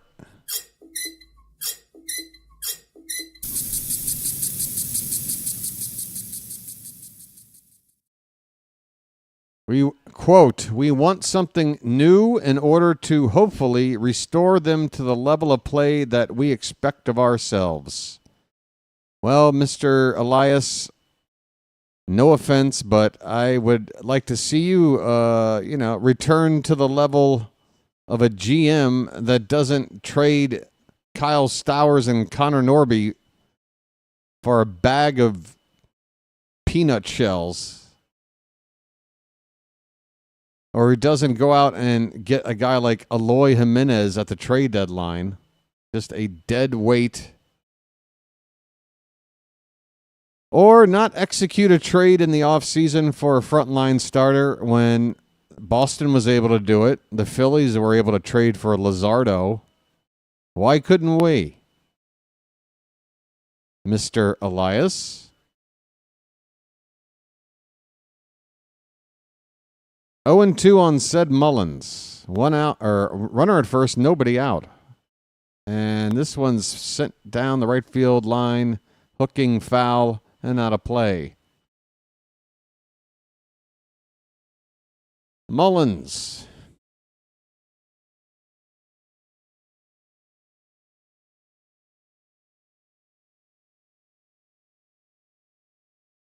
Another pitch that's fouled away. To the right.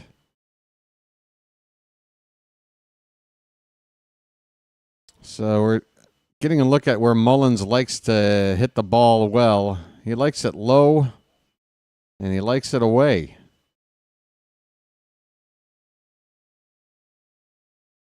That pitch is low and away, but way off the plate for ball one. Janet's got some stuff in the Discord today. Ricky, you're not alone. Swing and a miss, and down goes Mullins. He chased a pitch outside. There's one away.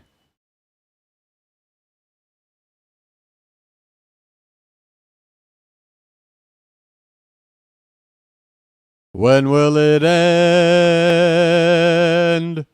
When will it end? When will it end? When will it end? Check swing foul by Heston Kjerstad. 0-1. By the way, speaking of rest in peace, I failed to mention it. It's been a few days.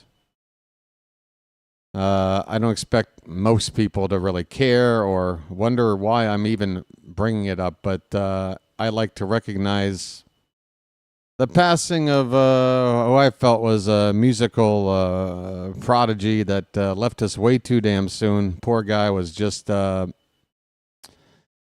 suffered from a lot of depression. Ian Curtis, frontman from the band Joy Division. Left this earth 45 years ago, about 5 days ago now. 4 days ago? April 8 or May 18th, I believe, is the day. I'm going to look it up now because now I feel bad. Yeah, May 18th. At the way too young age of 23. How have I lived more than twice the amount of years Ian Curtis has, doing absolutely nothing with that time?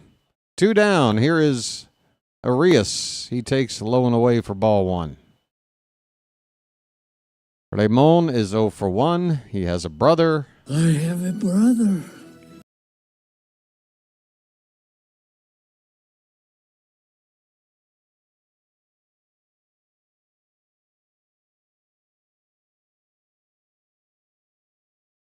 The 1-0 pitch, outside 2-0.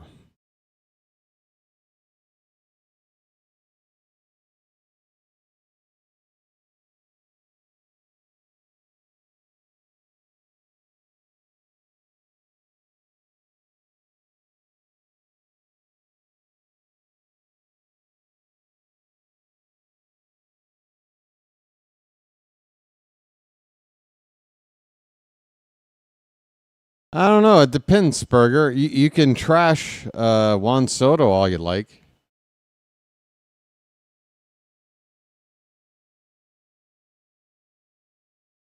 There is some activity in the Brewer bullpen as Henderson is about to throw his 84th pitch of the night, a 3-0, taken all the way by Arias for a called strike. Runner at first, 2 down. The Orioles still looking to score.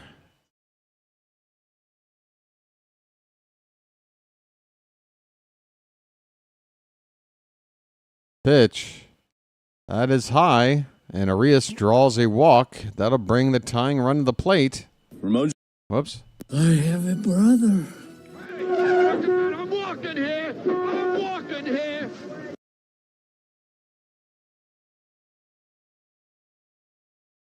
Oh, my back is killing me.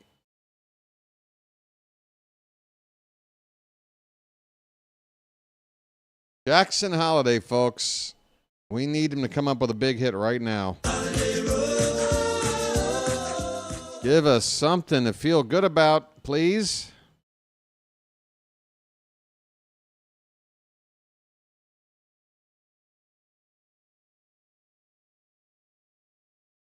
Yeah, have you guys seen all the mess going on with Juan Soto already out there? This pitch is high. Holiday. Henderson's command appears to be slipping away. Holiday needs to lay off a pitch unless it's right down the gut. Gear up for that. Otherwise, lay off. He pops up a cutter.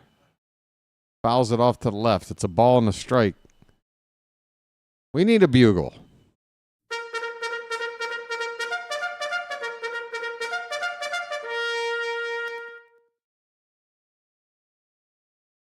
G.G. Allen. Come on. Come on.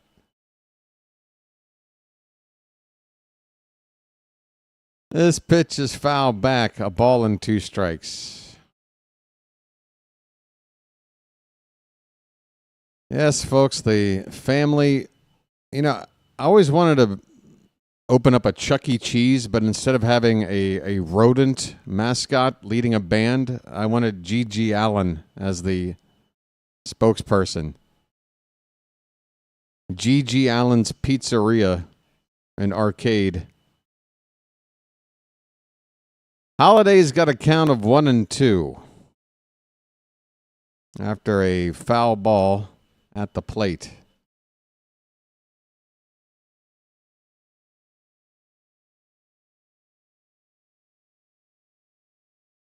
The 1-2. Hit to left. It's slicing away, and a diving catch into foul ground is made to end the inning. Might not have been a fair ball anyway, but Jackson gets the bat taken out of his hands as the tying run at the plate. 2 men left on base. This game is half over. It's the Brewers 3 and the Orioles nothing. You don't like the idea? Hey, you don't think it would pass inspection, Spurger King? You don't think it would get a A+ rating with a little seal you see like on the window of a takeout drive-through? Nothing but a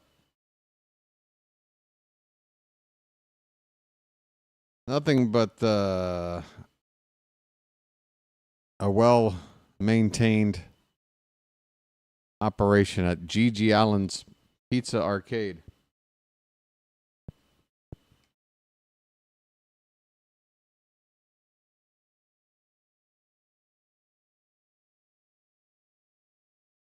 His games are great. Instead of skee ball, you don't get a ball. You just get this pile of poop in the shape of a ball. You roll it up the ramp. It's great. Free prize is a razor blade to the forehead. If you collect enough tickets, you can get one of those bondage masks like the Gimp from Pulp Fiction. It's a great place for the whole family. G.G. Allen's Pizza and Arcade.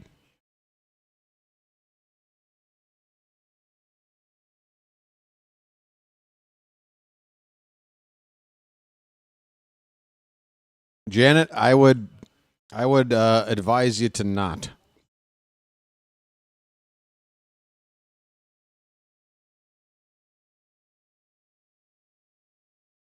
Next thing you know, you got the FBI coming in.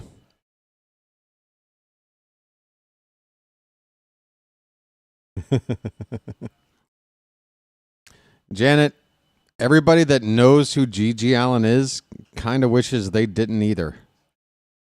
Here's a line drive base hit in the left field.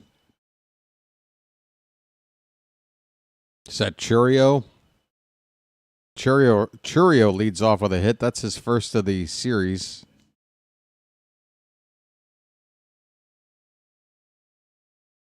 So Laureano is out of the game with left ankle discomfort. And I'm telling you, you look at the replay of how that left foot gets stuck and how he twists his body head over heels. I don't want to, cause panic, but are we really in a position to panic anymore? But don't be surprised if Laureano is going on the DL. Don't be surprised at all. I guess that means Dylan Carlson's coming back. It's a revolving door, folks. Runner at first, nobody out for Contreras. He is 0 for 1 tonight. He's got a count of 1 ball and 1 strike. Rod, I think the best thing to do, honestly, is just to stop thinking. We're going to get through this together because we love baseball and we love our city and we support the team that represents us through thick and thin. But when it comes to the analysis at this point, we just know that they got to clean house and build this back up. Elias has to go. I'm sorry. He's got to go. I hope new ownership has got access to some, really smart baseball minds out there, some consultants, some people that are going to advise them on a good GM to go out there and get. But, this season is looking like, it has imploded on us. There's ball 4. Contreras walks. So now 2 on, nobody out here in the 5th for Christian Yelich.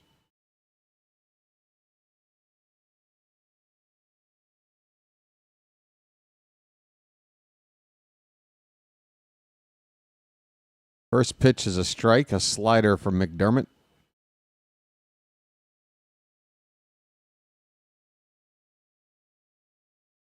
Yeah, Elias does have the coiffed hair and the open collared on that button-up shirt and that, 5 o'clock shadow and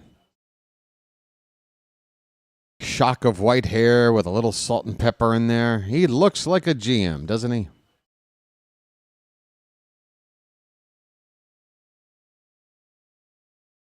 This pitch is up and away to Yelich. 2-1 on him. Phuket is on the opposite side of the country. I'd have to cross a gulf that's larger than the Chesapeake Bay to get over there. Here's a ball hit softly to second, flip to the pitcher covering for the first out, but another productive out for Milwaukee as a ground ball to the right side moves 2 runners up.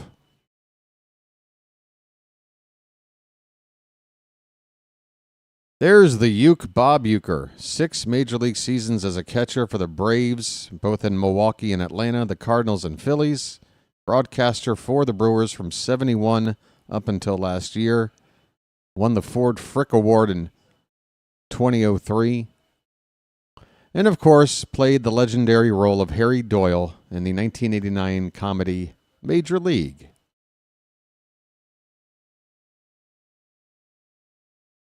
Bob Uecker is one of those personalities that just makes this game of baseball so appealing. This pitch is fouled back. It's 0-2.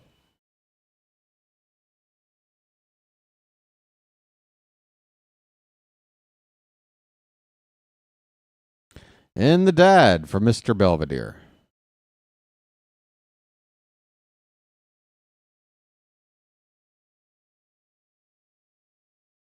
Check swing. They appeal. Hoskins does not go. The count is a ball and 2 strikes.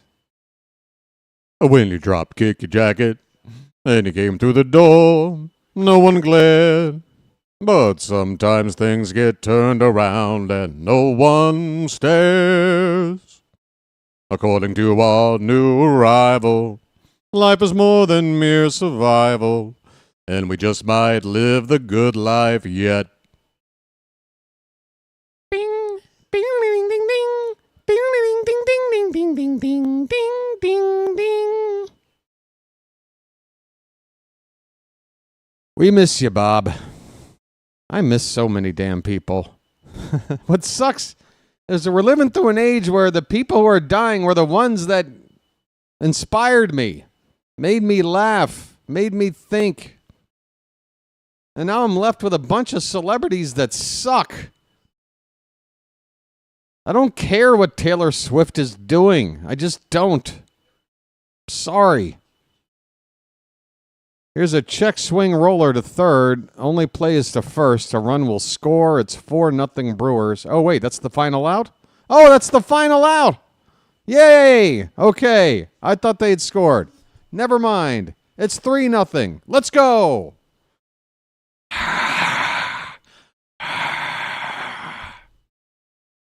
Listen to the crowd out here.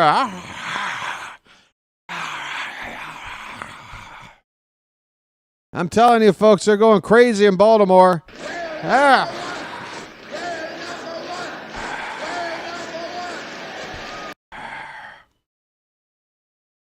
I don't know what the hell I'm doing.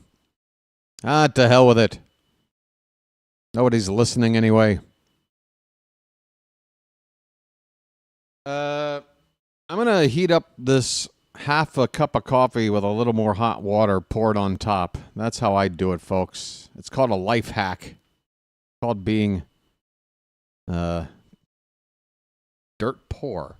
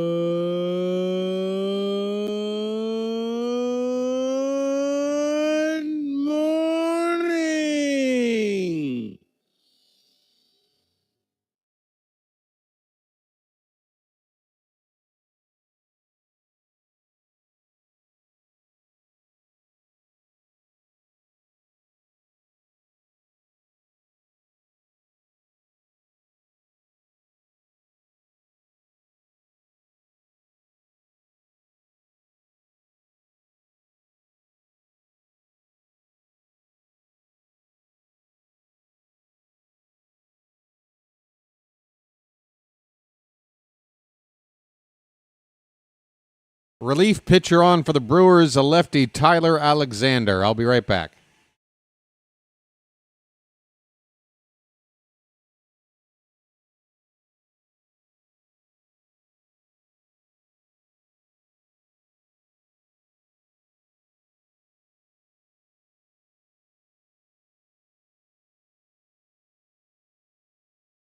Hey, who's the babe in the dugout? First pitch from... Wait a minute. Since when are babes allowed in the dugout? Leaning up on the railing. Hey, baby. Come to Butthead.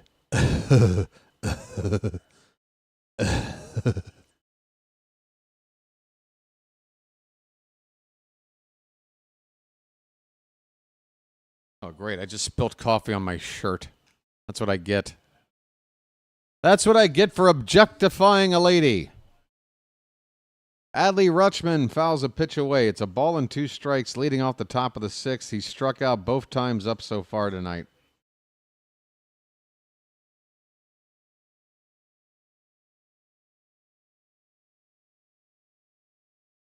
That one's hit to right. Get down. That's a base hit. Adley. Adley, welcome. All you got to do is that, 3 out of every 10 times you come up to hit, and we can get back to what we remember you being. Let the clutch out gently, okay? An all-star.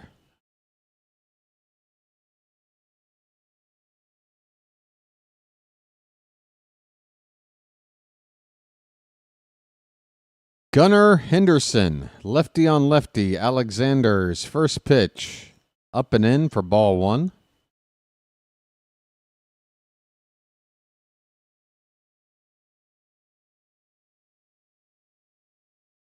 High. 1-0. On the outside corner, but no call given by the ump. 2-0. Okay. Thanks, ump.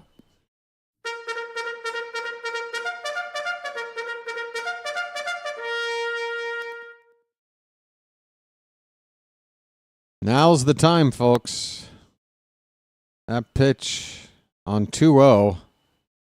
Not a good swing from Gunnar. He fouls it away. If you're going to swing on 2-0, man, give it a full swing. He just kind of waved at that pitch.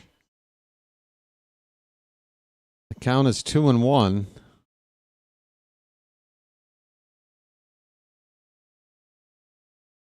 Popped up. Left field and shallow. Collins makes the catch, 1 away. Adley will retreat back to first.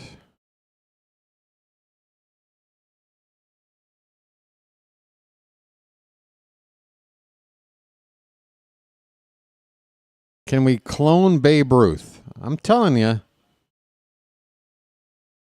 I say we go out in there in the right center field, Camden Yards, where his dad used to have a little saloon. We dig up a little bit of the ground in there. We poke around and try to search for some of that Ruth DNA. You know how they found like that dino DNA for Jurassic Park, you know?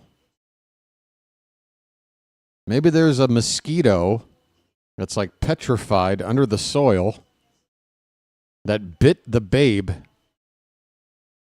And we got his DNA sitting right there. We got Babe Ruth DNA sitting right there out in right center field underneath the ground.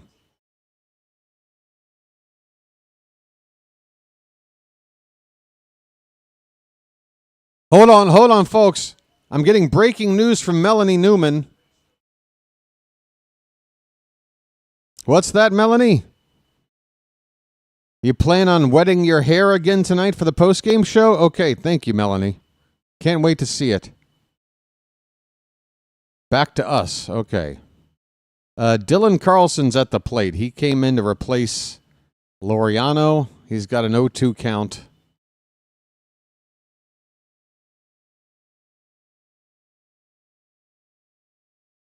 Swing and a miss. And Carlson still looking for his first hit of the season. 2 down.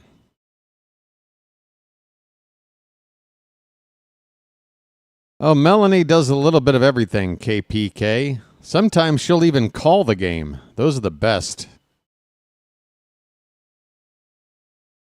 My favorite was last year in D.C. when Gunnar Henderson hit a home run ball. And the way she called it was so cringe. Because she called it like it was just a regular fly ball.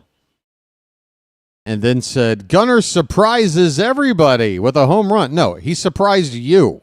You're the only person who didn't see that ball leave the yard. But she tried to, like, cover it up. Gunnar surprises everybody. No, he didn't. In fact, I think I've got a short of that. We'll play it between innings for a laugh. That was early last year. I actually made a YouTube short. It's like the only one I ever made. Ryan O'Hearn has an 0-2 count, 2 down, runner at first. He is 0 for 1 so far tonight. But he did draw a walk. So one of the few guys to get on base. My God. A called strike 3. O'Hearn barely moves the bat. He is mentally not in there right now. Inning ends on a called strike 3. Just no life. No life in this team right now. It is tough to watch. So, yeah, let's see if we can go back and find that clip from last season. This should be interesting. I hope you can hear her call. Because, yeah, she screwed it up. Oh, here it goes. It's called BW New. Let's see. Go over here. Good ball game again here in Washington, D.C. One to Henderson. I thought he got that one. Oh, that is tough. Eddie Rosario. Oh, he did get it. Are you kidding me? What a sneaky shot. Gunnar Henderson fools absolutely everyone. Absolutely everyone? Really? And the next pitch is swung on and hit in the air. Deep right field. The right fielder is just pretending to know where it is. That ball's gonna go. Did he? Bye, birdie. The right fielder apparently didn't know where that ball even was. Just lost in the D.C. night. Gunnar Henderson with home run number 11, and the Orioles have taken the lead. So you tell me, who made a better call on that home run? Your boys got this. Orioles, 1-1 game. Listen to her call this again. One to Henderson. I thought he got that one. Oh, that is tough. Eddie Rosario. Oh, he did get it. No, he did get it. What a sneaky shot. A sneaky shot. A sneaky shot. Gunnar Henderson fools absolutely everyone. No, he fooled you. He fooled you. You're trying to throw everybody under the bus? A sneaky home run. That ball was crushed. Just a terrible call. Whenever I feel like I've made a bad call, I just go back to this clip and I feel better. We're in the bottom of the 6th. Sal Frelick at the plate. He homered his last time up. He's got a 2-1 count. It's a sneaky shot. Get out of here. Fools everybody. It's so insulting. Hey, I totally misread a home run, but I'm going to just assume everybody else didn't see it either. And we all got fooled, right? Right? Payoff pitch is fouled straight back by Frelick. It's still 3-2, leading off the bottom of the 6th. McDermott is up to 70 pitches now. This will probably be his last inning.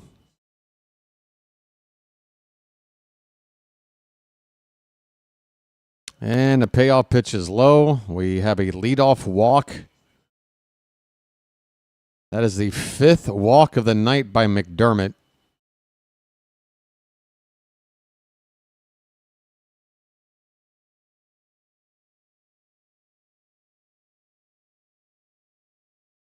No shade, but the bar is low. I just like catching her. I had to get a clip of that call. Hey, there's that guy and his lady. No, neither of them are drinking. No wonder they look miserable. A bunt? You dick! Arias makes the play. Durbin tries the bunt. He does move the runner up to second. I guess it's a sacrifice. Here is a montage of the number one Oriole fan in Milwaukee just spazzing out.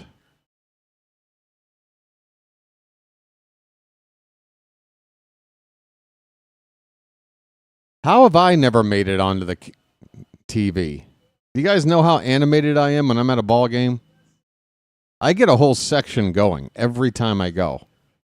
Every time. And I mean, going back when I was a kid. Just a little punk kid. 0-1 pitch to Ortiz is lifted in the air to right field. Backing up as Carlson makes the catch in front of the track for the second out. Tagging and going to third is Frelick.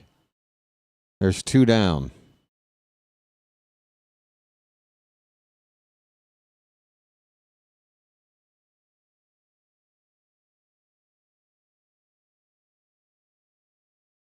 This guy looks pissed. Look at that scowl. Somebody grab a screenshot, please.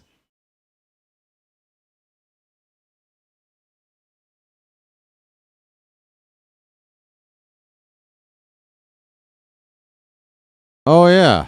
I guess it's hard to catch me on the Jumbotron when I'm 12 time zones away.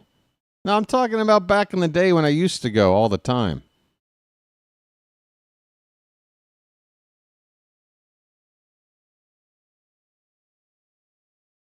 Now, wait a minute. I went from being a guy that could be a GM or manager to a guy that could walk around with frickin' a snorkel and some plastic fins and a little ducky blow-up floater and spraying people with a hose. What do I look like? That's the best I can do to help this team? I'd take that gig in a heartbeat. Although right now, that's got to be a tough gig. That's got to be a tough gig right now. I stirred up stuff at Caps Flyers game, but was upstage when Leonsis got into a fight with a fan. I admit it's a good... Yeah, of course it's a good gig. You get to be a kid... You get your own little private seat. You get to basically be the MC of a party going on when things are going well. But I got to be honest, folks. When we're talking about how this team has to kind of wipe the slate clean and do some cleaning of house, I think that whole splash zone thing might be... It might be time to retire that too. We got to... We might have to come up with a whole new everything. I wish they never brought the wall in. Can I go ahead and say that, by the way? I wish they never brought the wall in.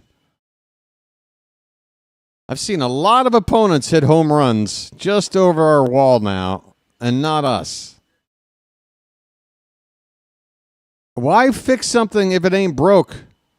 That wall was put back, and we started winning 100 games, 90 games. Let's bring it in. Brian Baker is on, bottom of the 6th, 2 down, runner at third. Bryce Terang at the plate. First pitch is a strike. Next pitch is fouled away. Baker quickly ahead of Terang, 0-2.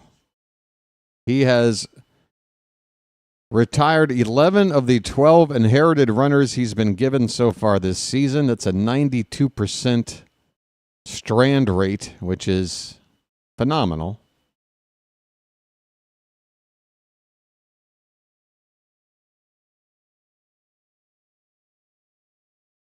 O2 pitch is very high. 1 ball, 2 strikes.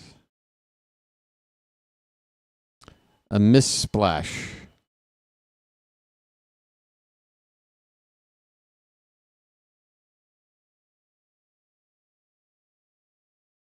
Line foul.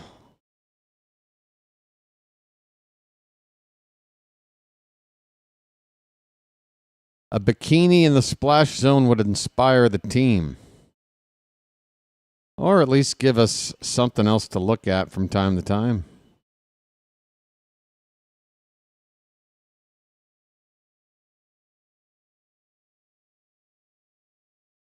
Swing and a miss. All right, I'm assuming the Pirates just won tonight. Terang strikes out. Baker continues to excel. He should have been in the game last night, and he wasn't. We go to the 7th inning. Life. Anybody? Anyone? Please, life.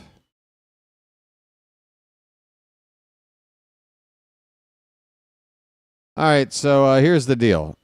I'm now 48 years old. Yay.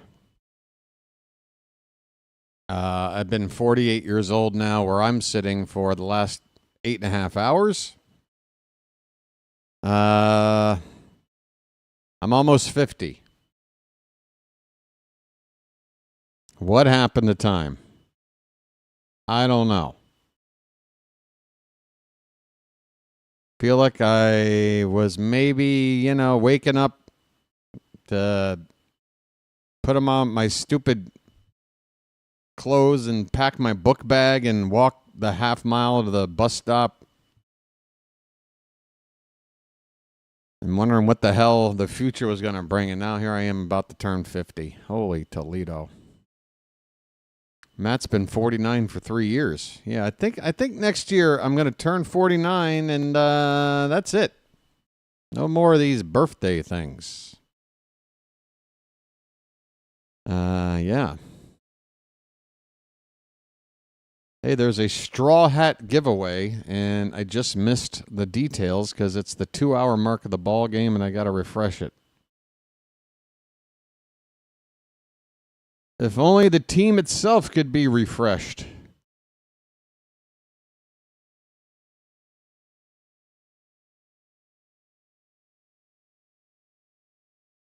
Would you just open? Would you quit? Thank you. All right, Ryan Mountcastle. It's a battle of Brewer and Oriole fans. Which 58-year-old man is doing a better job looking like they're 5 years old? It's up to you. Ryan Mountcastle, 0-1 the count. Okay, mount up.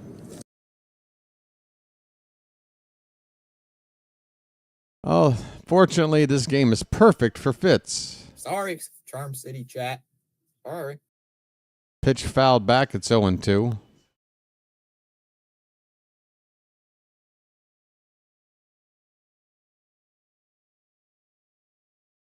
Looking forward to the 4 games coming up, Fitz? I would be if I were you. Then again, for some reason, we took 2 out of 3 from the Yankees. So who's to say?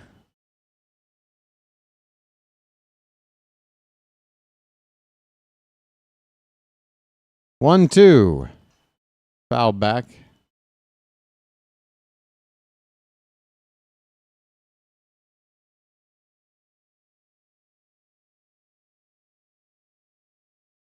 Bernie's Chalet. Bernie Brewer. Yellow-haired alcoholic with a giant slide. This pitch is hitting the right center. It's going to fall down. Mountcastle with his second hit of the night. Both hits were not hit hard. But, folks, at this point, does anyone give a damn about eggs? Oh, look at McDonald going down the slide in a POV shot. Look at Big Ben.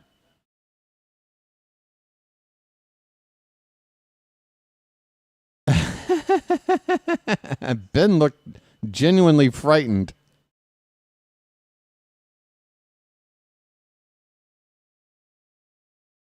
Oh, you got to send Kevin Brown down that slide.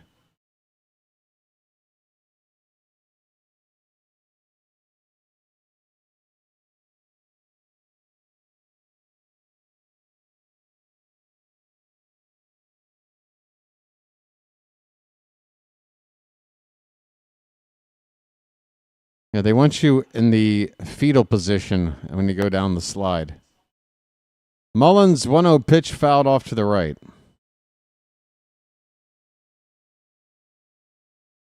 Big Jim's still not having a good time. All right, Jim, what do you say right after this game? Hey, everybody, we're all going to get laid. How's that sound?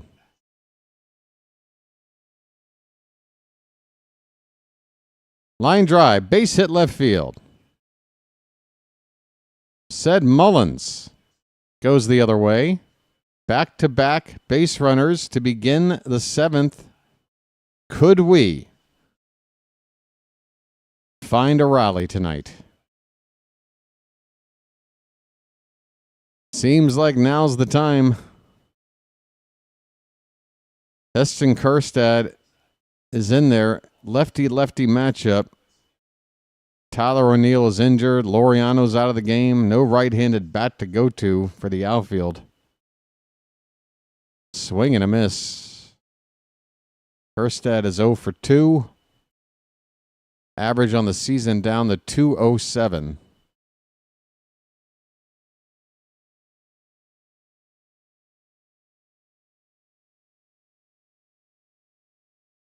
Oh, 1 pitch is high.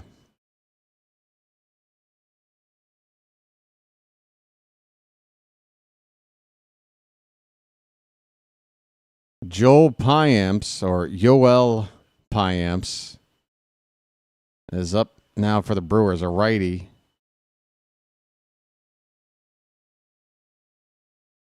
The pitch to Kjerstad is at the bottom of the zone for a called strike. 1 ball, 2 strikes.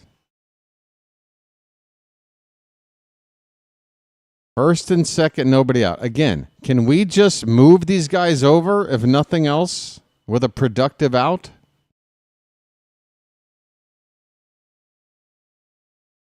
That pitch is low and away, 2-2. I just want to see something that helps. It doesn't have to be a 3-run game-tying homer. Just help. 2 on, nobody out.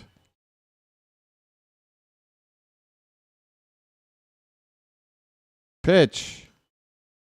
Grounded foul off to the right.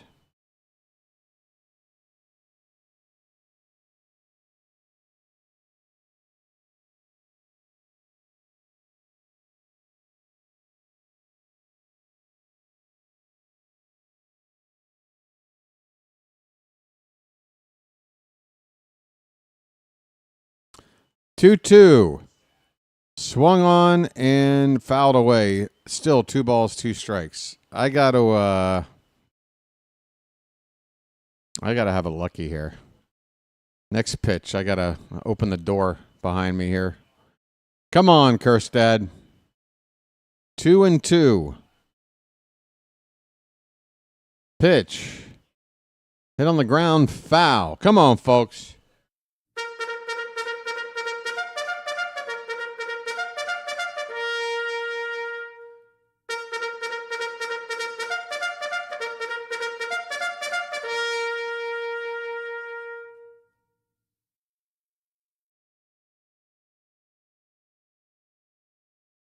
Two balls, 2 strikes. 2 on, nobody out. The pitch. Hit on the ground. Could be 2. The second baseman steps on the bag, goes to first. It's a double play.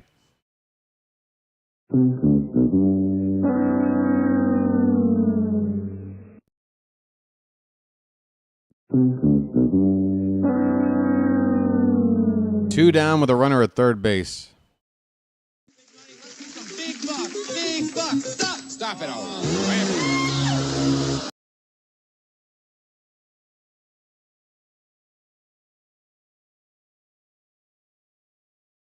Alexander's night is over. They're going to go to a right-hander to face Ramon Arias. Two down, call to the bullpen.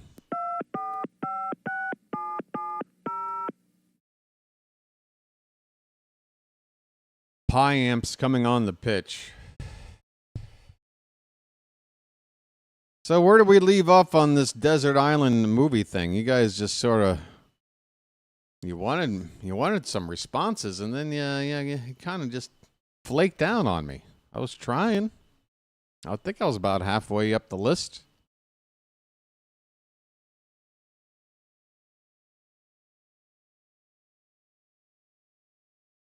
Is there a particular genre I'm overlooking right here?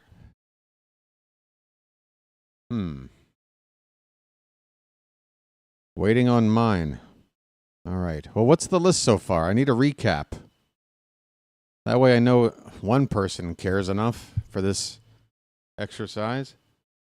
The Graduate, right? Stand By Me, right? The Blues Brothers, right? In 2001. Is that it?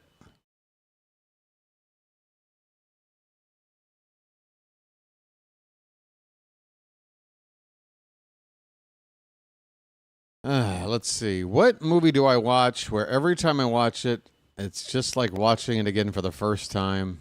It never gets old.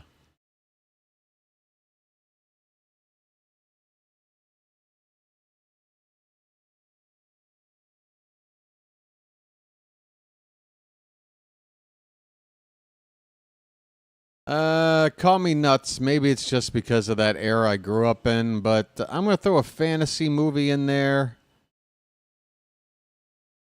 And Winona Ryder, when she was young, boy, was she easy on the eyes.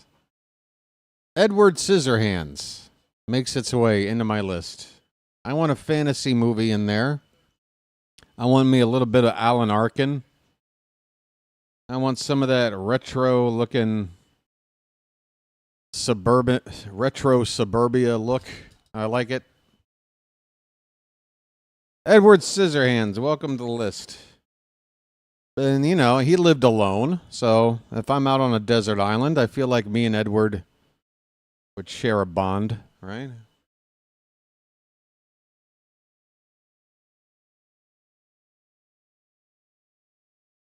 I don't have an ashtray. Ramon Arias, first pitch was a strike, next pitch was a strike. It's 0-2 on Ramon.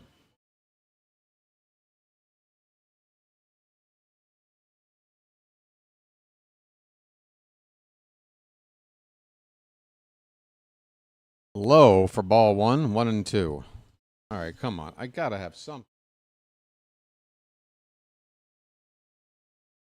Anything will do. Any kind of receptacle. I guess I'll ash in my breakfast because I'm done eating it. This ball's hit to left by Arias. It's dropping. It'll fall in. And guess what, folks? The Orioles are on the board.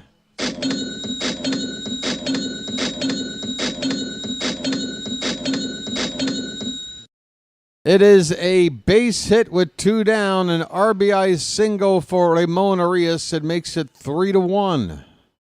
Folks. It's magic, you know. This one's hit deep to left field. Going back on the track, up against the wall, and the center fielder crashes. Arias will score. And holding up at third base with an RBI triple is Jackson Holliday. It's magic, you know.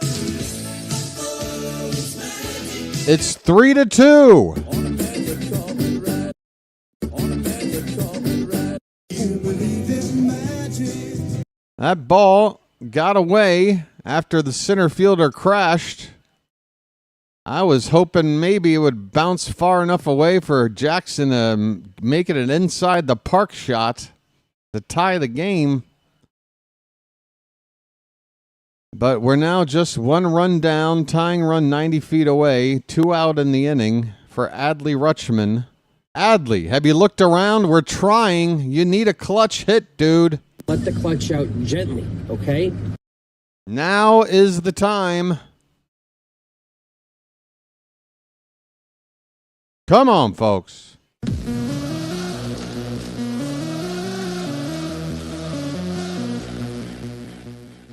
Off the Liquid Death beer sign, or whatever beverage that is. Apparently there's a legal beverage called Liquid Death that's being advertised on the left field wall. I'll pass on Liquid Death.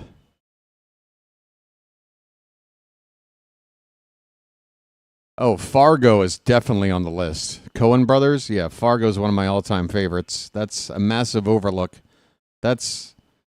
If I can only pick 5 movies, Fargo's on the list. Add Fargo to the list. Thank you very much. 0-1 on Rutschman. 2 down, runner at third. 3-2 Brewers. Orioles have scored twice. Pitch. Liquid Death is water. What is it, bottled water from Flint? You see, because... 0-2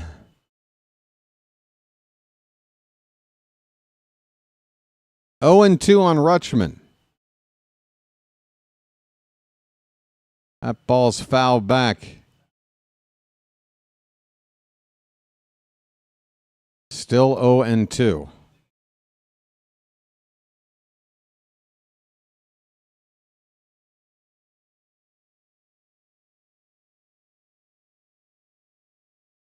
This ball's hit into center field. It's going to hang up there for the final out. Rutschman flies out to end the inning, but the Orioles do rally for a pair of runs. A 2-out single by Arias and a 2-out triple by Holiday. We go to the bottom of the 7th, folks. And you know what that means. It's time to throw some cakes on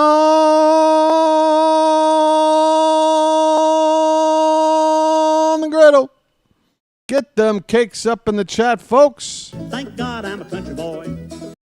Thank God I'm a country boy. Be right back. Thank God I'm a country boy.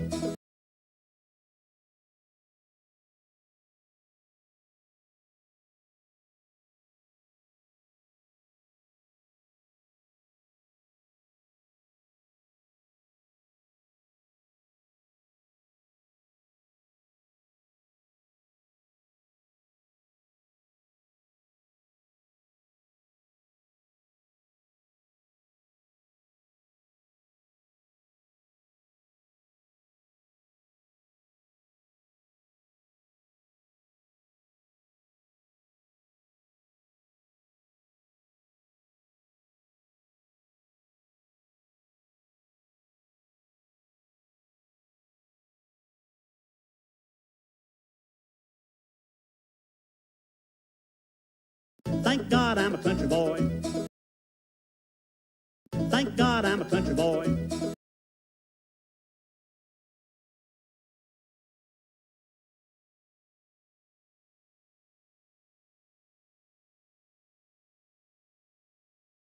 Liquid Death is just water. What are you doing, America? What are you doing?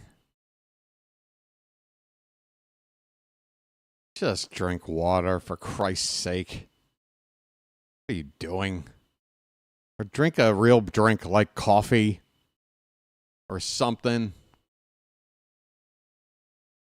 Liquid Death water.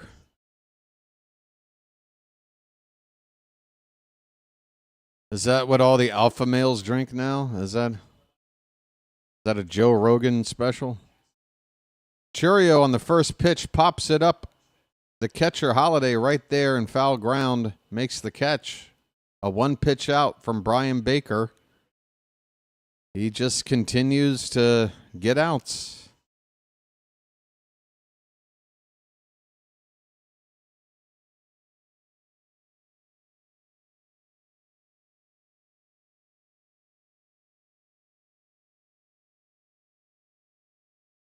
Contreras, 0 for 1. I think he's walked at least once tonight. Takes a called strike. Look at that. Right on the inside edge. Perfectly placed for the first strike in this at-bat. 2 walks for Contreras tonight.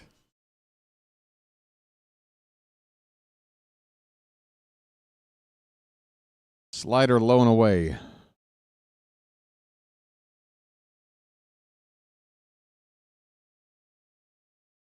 Oh, my sinuses are not being very cooperative right now. 1 ball, 1 strike. Pitch. Low.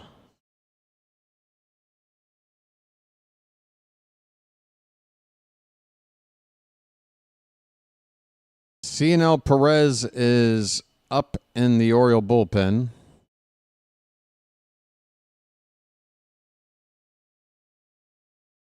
That ball's hit on the ground. Gunnar Henderson throwing on the run makes the play. 2 away.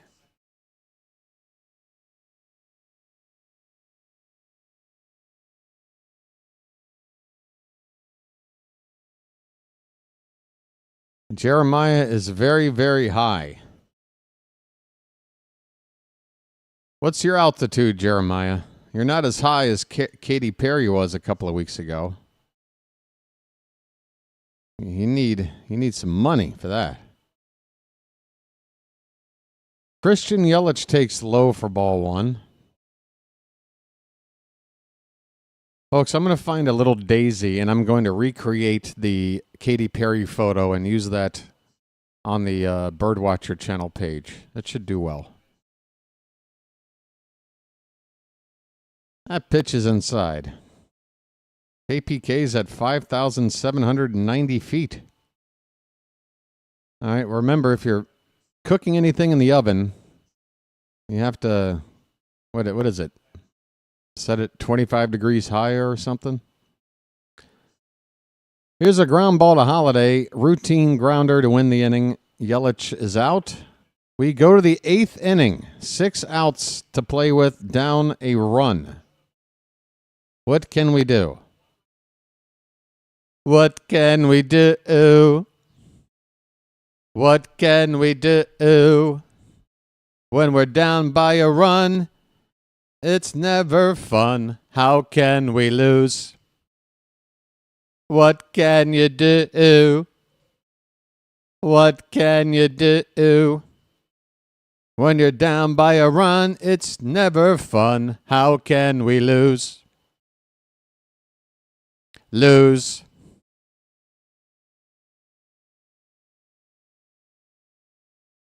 Hey,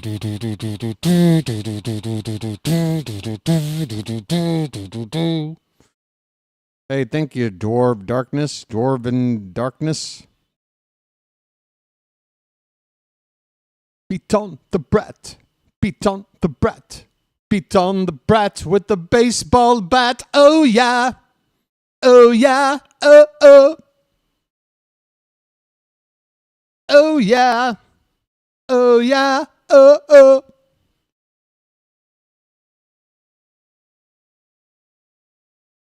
Yeah, this ballpark is ugly. Look at it. It looks like a Costco with seats. It stinks.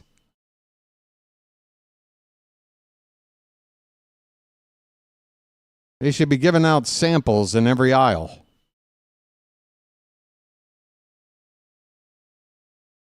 What can you do?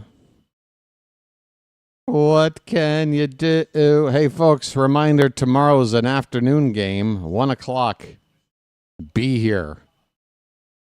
Thursday's the beginning of a 4-game series in Boston. Couple of night games, Thursday and Friday, late afternoon Saturday, and early afternoon on Sunday. all right here on this here channel.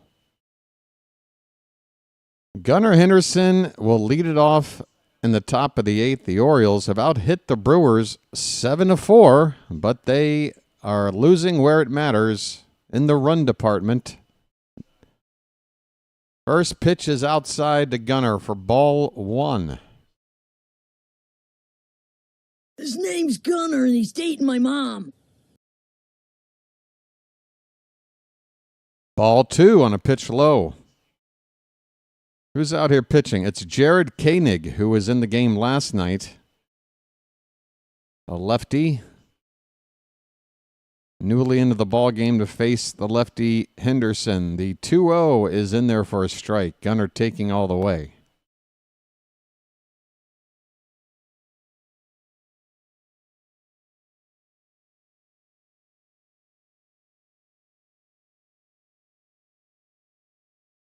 Two-one. Hit on the ground weakly toward first. That pitch was inside, and that ball just made it to the bag. The first baseman just beating Gunnar out unassisted.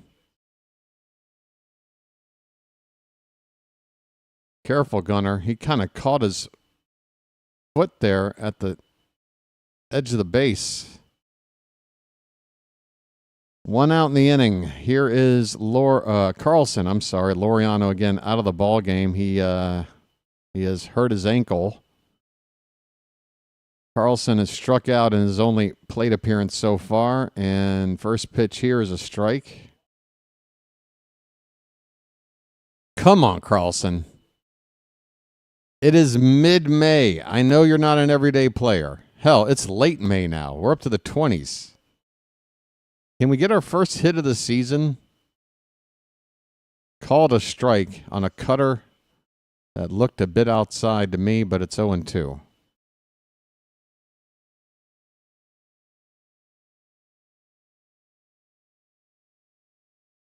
Pitch. Way outside.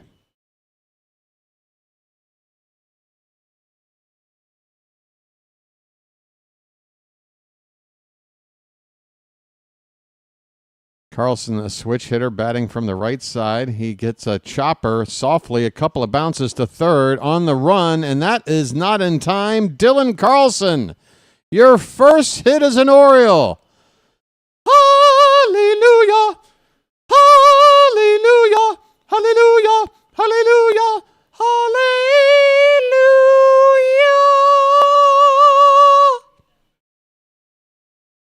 Holy cow! We're on pace for 3 hits this year. We'll get another one in July.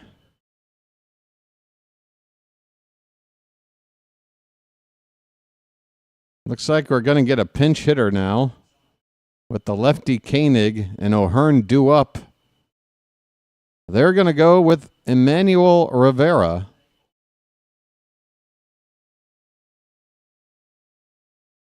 Mound meeting for the Brewers.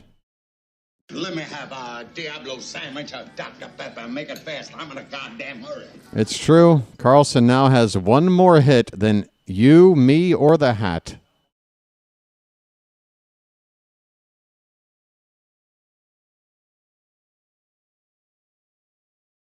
Couple of righties up in the... Oh, no, just one guy up. The other guy's a coach. Never mind. There's a righty up for the Brewers in the bullpen. Here is Rivera, 289 average. Does not have a home run, 3 driven in. And a check on the runner, Carlson, who's back standing.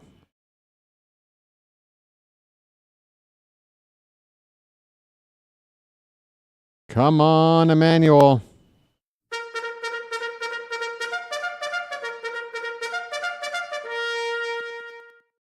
Hit on the ground. Foul ball. Bouncing off the tarp on the left side. Felix Bautista's up now. In the event of the Orioles taking the lead, I guess. Or maybe even if they tie it, although when you're on the road, You shouldn't bring out your closer until you've taken a lead, even in extras. Swing and a miss. 0-2 on Rivera.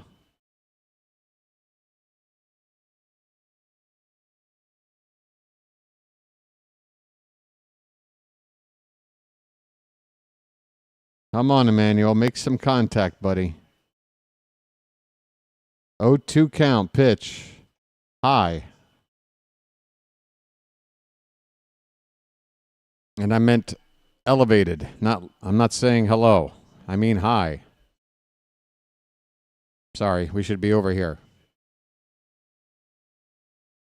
Here is the 1-2 to Rivera.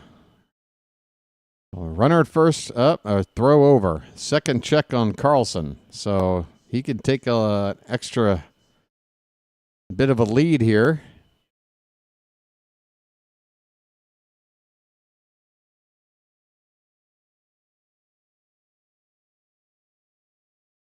The 1-2 to Rivera. Check swing, and that is strike 3. God.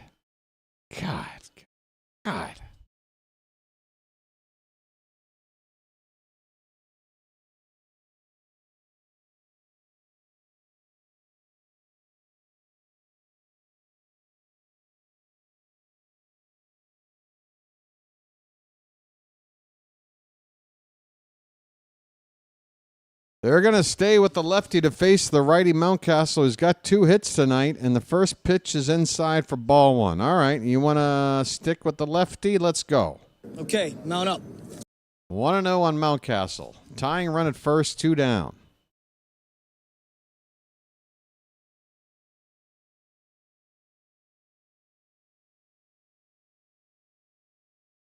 Pitch. Up, throw to first. Carlson's back.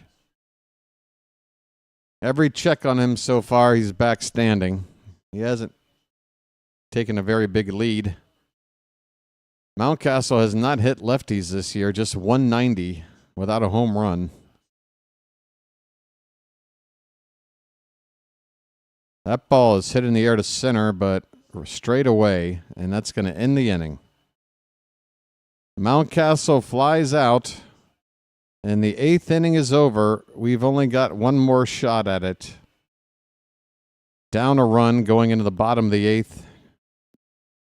Are we going to lose by 1 run again? Please say no. I don't want to lose by any number of runs, but something about a 1-run loss. Seems like it's one or the other, doesn't it, folks? Either we get blown out or we lose by 1 so that we get to sit there and analyze all of the situations where if we had just done X, Y, Z, what could have been.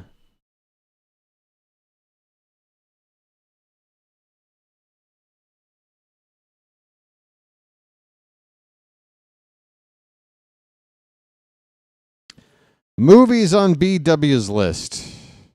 Hey, I'm going to go with one that's a little bit obscure. Maybe one of you out there has seen it. It's an indie movie. It's a comedy. It's a movie about independent filmmakers making a movie.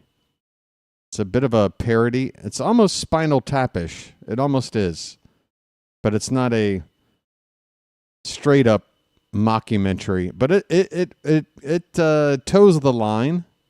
It's very, very funny. If you've never seen this movie, folks, I highly recommend you go seek it out. It's called Living in Oblivion. It came out, I believe, early 90s maybe, like 90, 91. Steve Buscemi is the star in the movie. You got some other notable actors in there. Catherine Keener, if you know who she is. Dermot Mulrooney.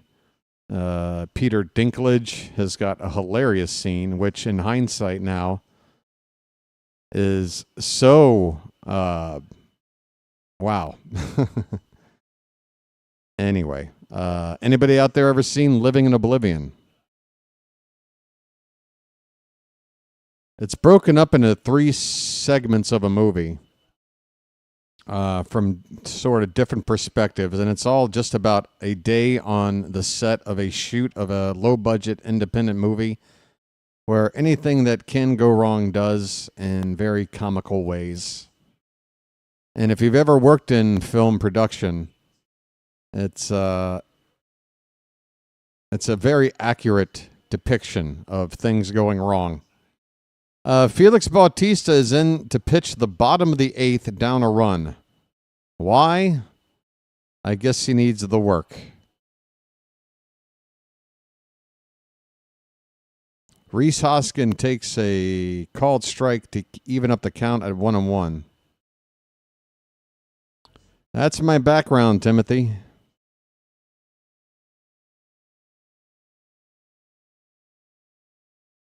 That pitch is high, 2 balls and a strike. Living in oblivion, not Bolivia. Living in oblivion, like you're oblivious. Just want to make sure you heard it right. 2-1 pitch is called a strike on Rhys Hoskins, who's 1 for 3.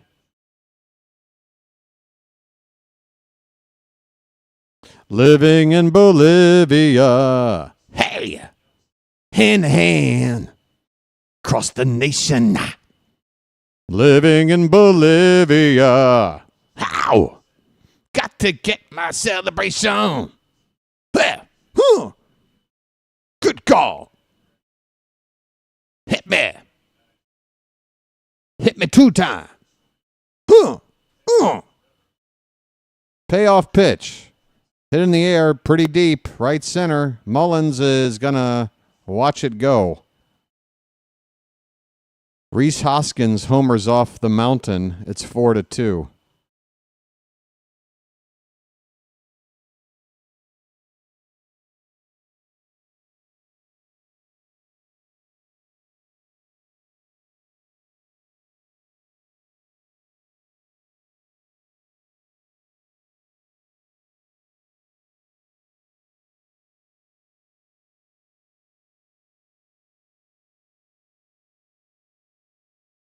Bautista had a bad one in his last outing, including screwing up, not covering a bag, and then not being aware of the runner coming around third to score what would be the winning run of the ball game. And now his first appearance after that forgettable one, he gives up a home run ball. And we put him in there in a non-save situation. Typically, your closers don't perform as better when they're not in that situation. They tend to make a mistake more often than not versus when they're in a save situation. Isaac Collins' 0-2 pitch is low. 1 ball, 2 strikes.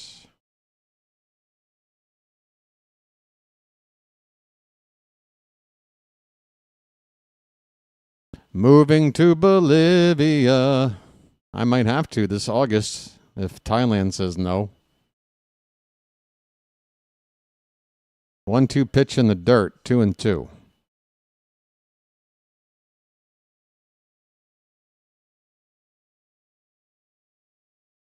Michael, maybe. I think you have to go back at least that far, that's for sure. Line drive, caught by Holiday. That ball was smoked. 1 out.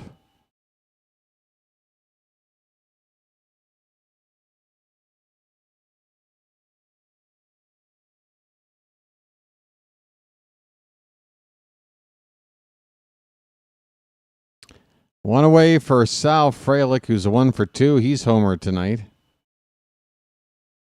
And the first pitch from Bautista is concerningly very, very high. Frelick 1 for 2, a 2-run homer and a walk.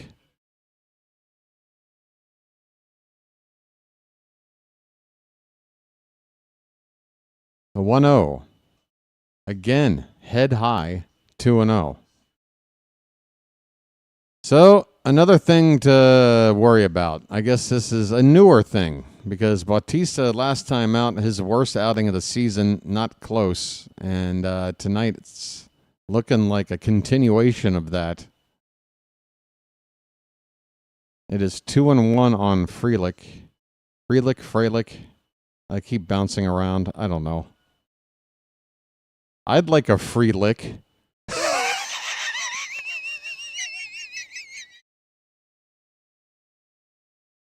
Two 2-1 pitch. Upstairs, 3-1.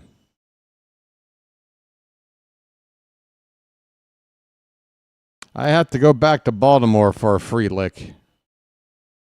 Can't find one around here.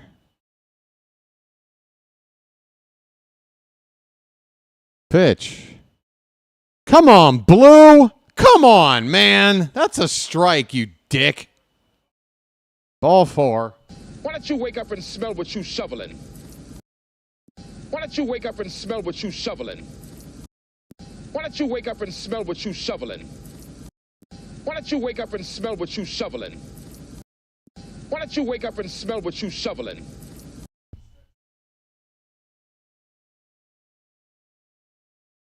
One on, one out for Caleb Durbin. There goes the runner. Throwdown is late. Teams seemingly run on us at will.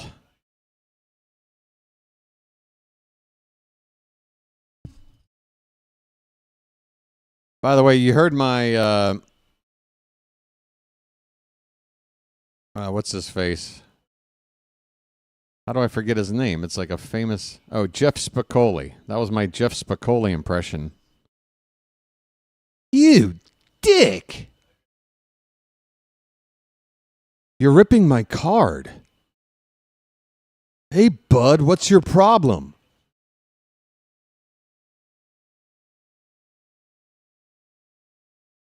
Oh, I'm just learning about history, enjoying some pizza on our time. Line drive, foul off to the left. 1-2 on Durbin. Runner at second, 1 out. A run in for the Brewers. They have a 4-2 lead in the bottom of the 8th.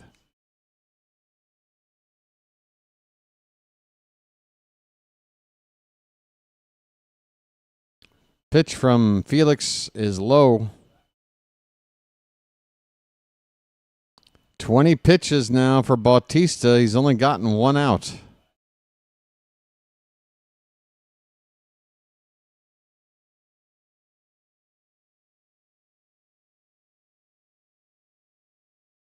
Swing and a miss. There's a strikeout. Good Lord.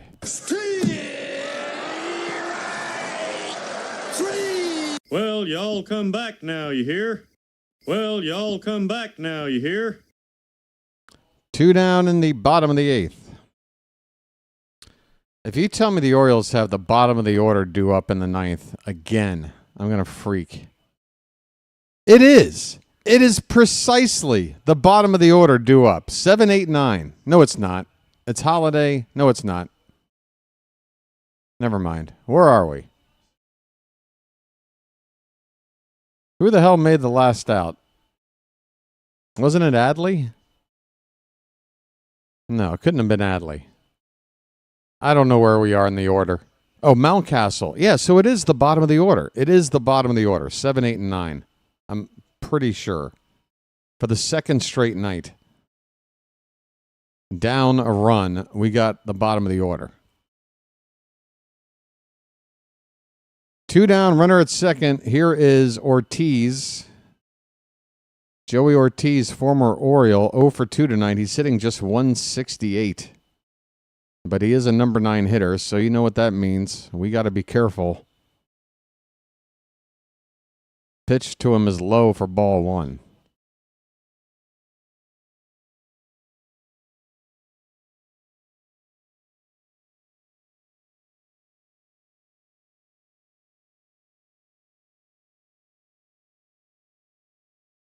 Abner Uribe is getting loose if this is still a save situation. They got another guy up there. Also warming up in case the Brewers blow this game open. 1-1 the count on Ortiz. Fouled back. Well, I say fouled back. It winds up bouncing off the screen, first base side, with Mountcastle not too far away from it. 2 strikes on Joey Ortiz.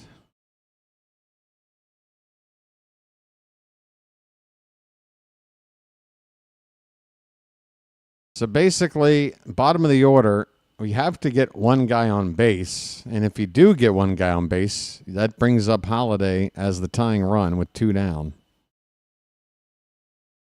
Ground ball foul, third base side by Ortiz, still 1-2.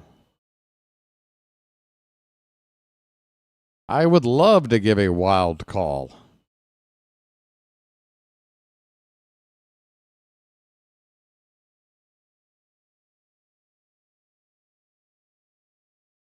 Got the Paul Blart mustache. And on the ground, second base. Holiday spins, throws, and throws it away. A run will score. It's the worst defensive miscue by Holiday on the season, and it's not even close. I could see it. I could see as soon as he was spinning that throw attempt was not going to wind up in its desired location. Just a little too far off balance. The footwork was not right. It's like he didn't know which foot to plant before throwing.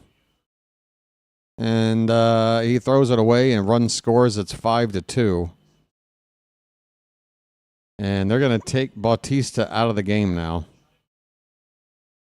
26 pitches.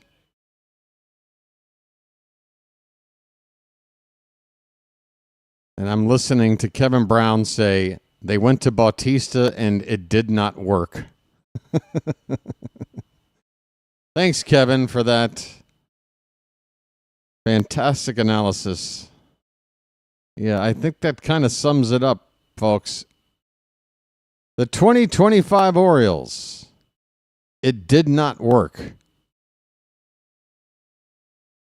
That's the motto of the season, at least the first 48 games or whatever we're up to now. 47.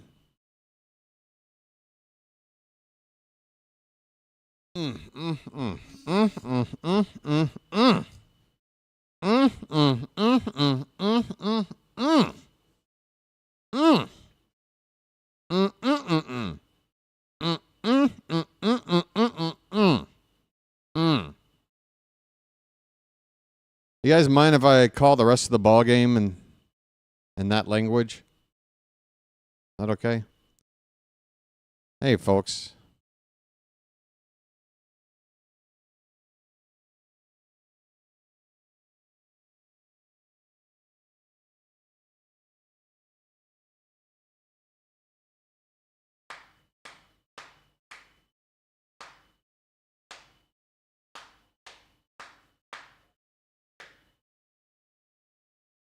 One is the loneliest number that you'll ever do. 2 can be as bad as 1. It's the loneliest number since the number 1.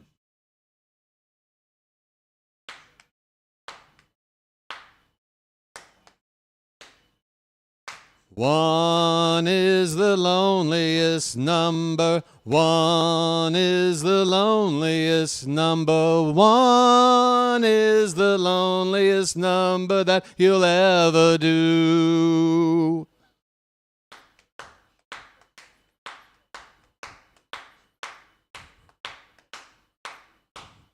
Cionel Perez is into the ball game. Bryce Terang, top of the order. First pitch is a strike.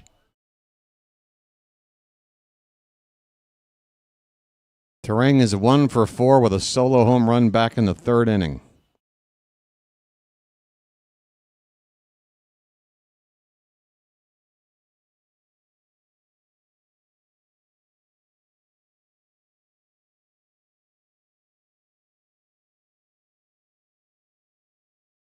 The 0-1.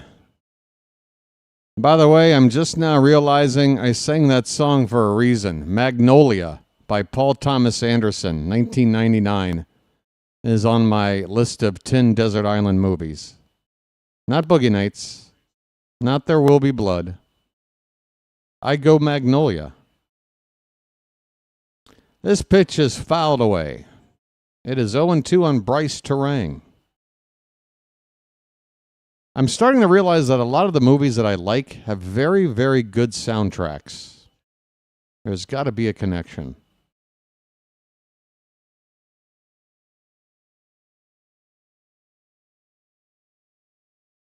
The 0-2 pitch is lined right past the pitcher. Gunner throws off balance, and the runner is safe. I want a replay. Bryce Terang gets down the line quick. The O's are on the phone. It looked like he was out to me. And if I get a second call right,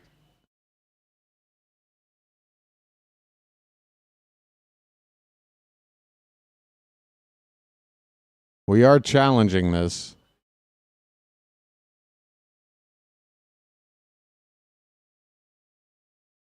Here comes a replay. Here comes the throw, the foot. It's a tie. Tie goes to the runner. I don't think we can get this overturned.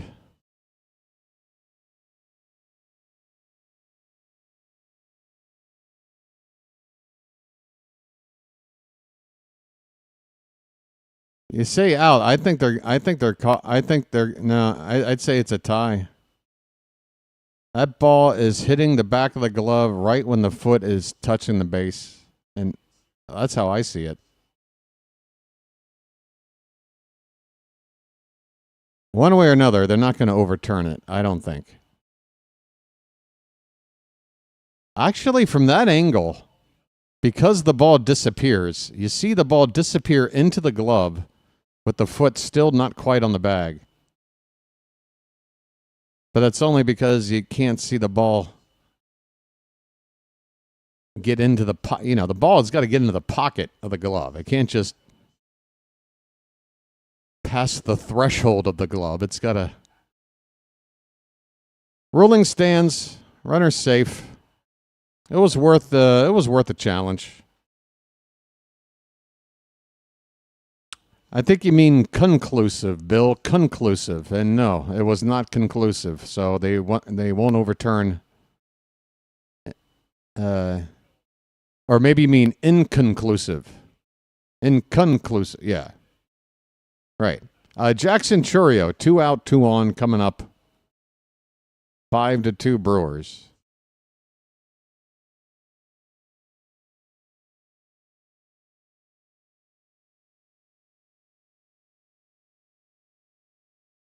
Churio 1 for 3. He's also drawn a walk. He fouls the first pitch back.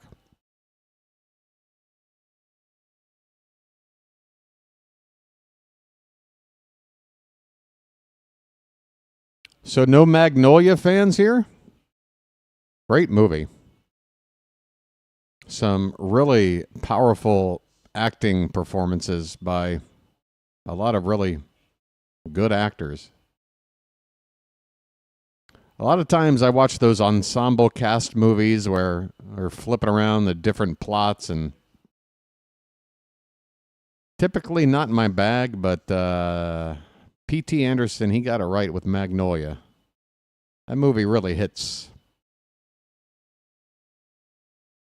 It's raining frogs.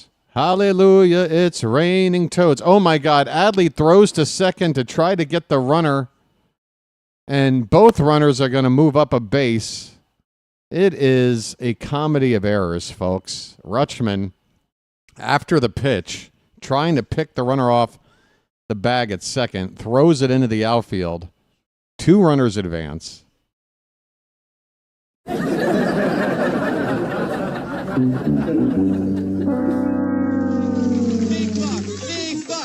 Stop it all.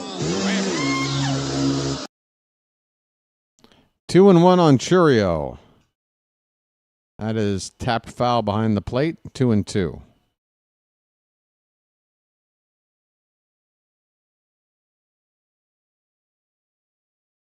Two errors in the inning for Baltimore. They have as many errors in this inning as they have runs in the game.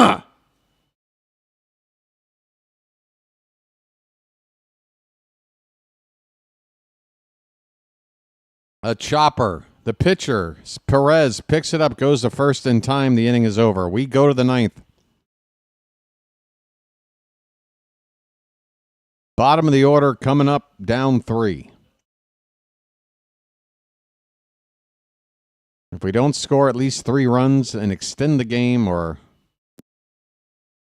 more, we're looking at what? 8 in a row? 8 in a row? Folks, we're getting halfway to 88.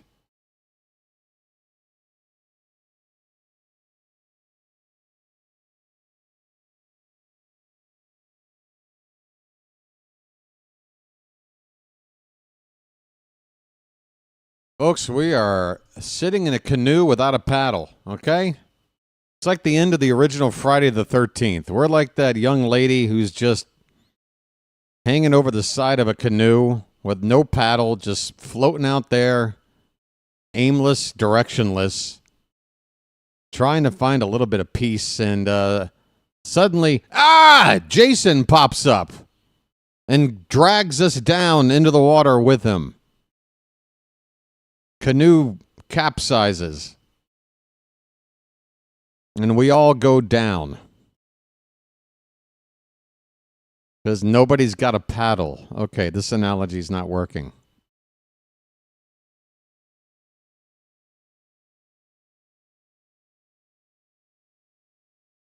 Not a canoe, a canoe. We have a canoe. Ynier canoe. Hey, maybe after his professional career is done with, Ynier can open up a canoe shop. Ynier's Canoes.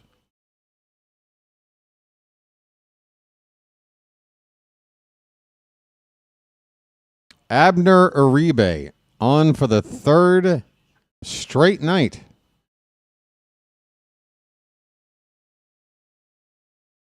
Maybe that will mess him up. This guy's got some nasty stuff. Triple-digit heater and a slider that really slides. I say the heater, it's really a sinker, but it gets up there at 100.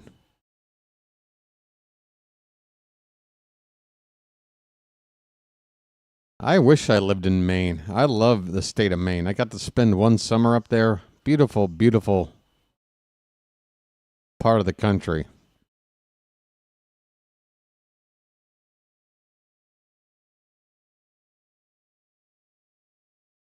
Mullins' 0-1 pitch is outside. 1 ball, 1 strike. Said, do you know what to do? Well said, now you know what to do. I think getting on base is what you need to do. We're down 3 in the 9th.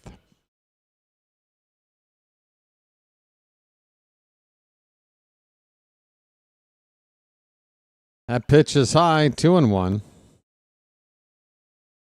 Once again, folks, tomorrow afternoon, we've got Tomoyuki Sagano on the mound. Come on back, 1 o'clock Eastern. Stream will start at 12:55 p.m. Whoa, what the hell is that? That sounded like a sonic boom outside my apartment. The hell was that? 2-2 on Mullins.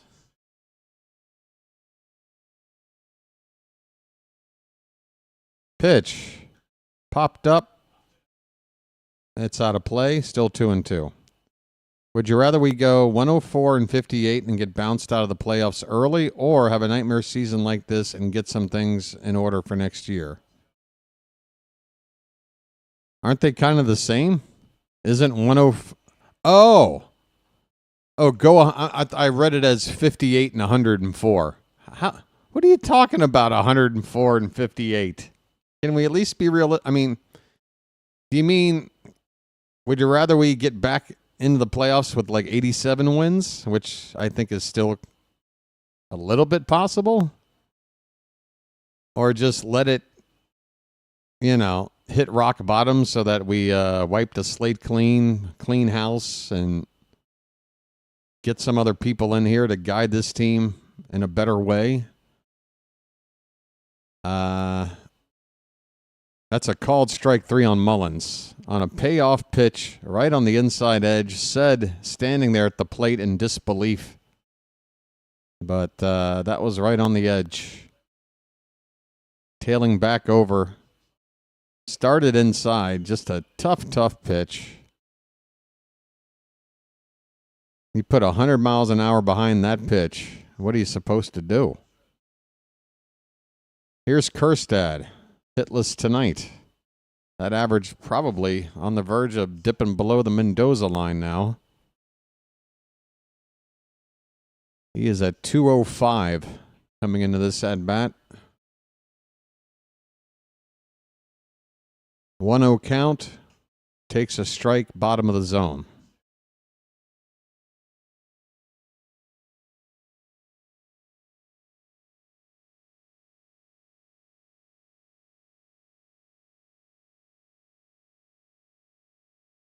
That pitch breaks over the top outside quadrant of the zone.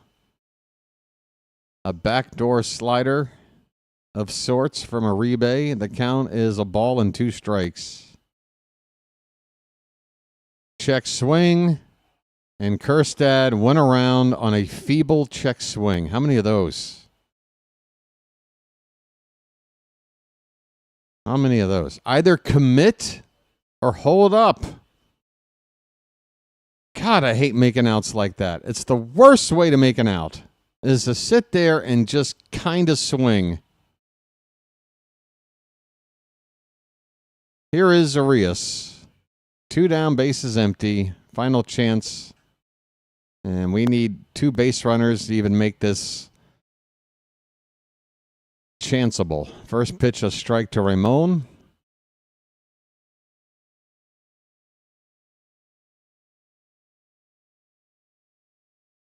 Swing and a miss, and the Orioles are down to their final strike.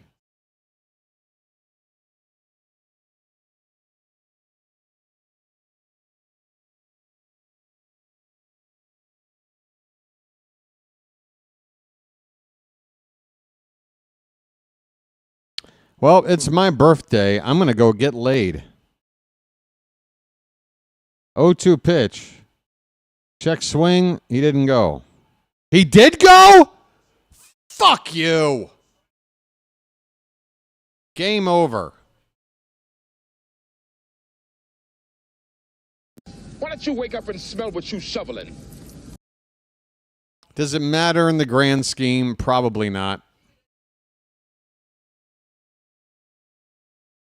Sorry for the bad language, everybody. The Orioles have lost 8 straight.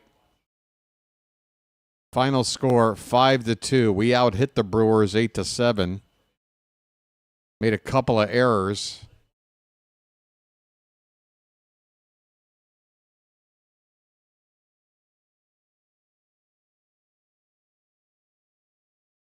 Made 2 errors, but all 5 runs by the Brewers were earned. 3 of them given up by McDermott, 2 by Felix Bautista.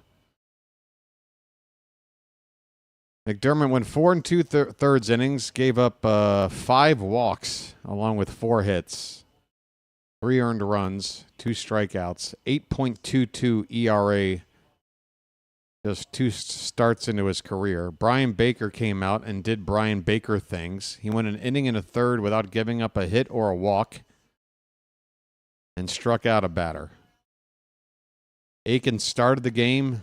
Walked a guy in the first, but struck out a couple of guys for first inning scoreless. And Perez got the final out after Bautista got hit around through 26 pitches. Perez got the final out, gave up a hit before that happened. His ERA's at 6.5. We look at the hitters tonight. A lot of guys had hits. A lot of 1 for somethings. Holiday 1 for 4. Adley 1 for 4. Gunnar 1 for 4. Carlson, who came in to replace Laureano, 1 for 2. Mountie had a couple of hits. Mullins 1 for 4. And Arias 1 for 3. Holiday and Arias had the RBIs. Mountie and Arias scored the runs. And, yeah. That's pretty much the tale of the tape. Holiday had a triple, his second of the season, 18th RBI. Arias' RBI was number 12. Kerstad grounded into a double play. Gunnar stole his 4th base of the season. Holiday and Rutschman both with errors in the same inning. And we left 7 men on base. The Brewers left 9, but they had 3 home runs today. So when you have 3 home runs and our team only has 2 runs, you don't really need to do much more analysis from the Brewers side. They got it done with the long ball. That's all they needed. Time of the game, 2 hours and 51 minutes. The Orioles dropped to 15-32. Folks, I said a lot during these early weeks that I don't think this team is going to lose 100 games. But I don't know if we're out there looking for a permanent manager solution now, or at least a semi-permanent solution, or if we're going to hang with Mansolino until the end of the season. But, folks, I'll tell you this right now. If we're hanging with Mansolino till the end of the season, you've got basically one thing to be happy about, and that is a very high draft pick in next year's draft. Because other than that, this is going to be a crap show for the next 4 months. So strap in. It's tough. Oh, yeah, it's my birthday. Hey,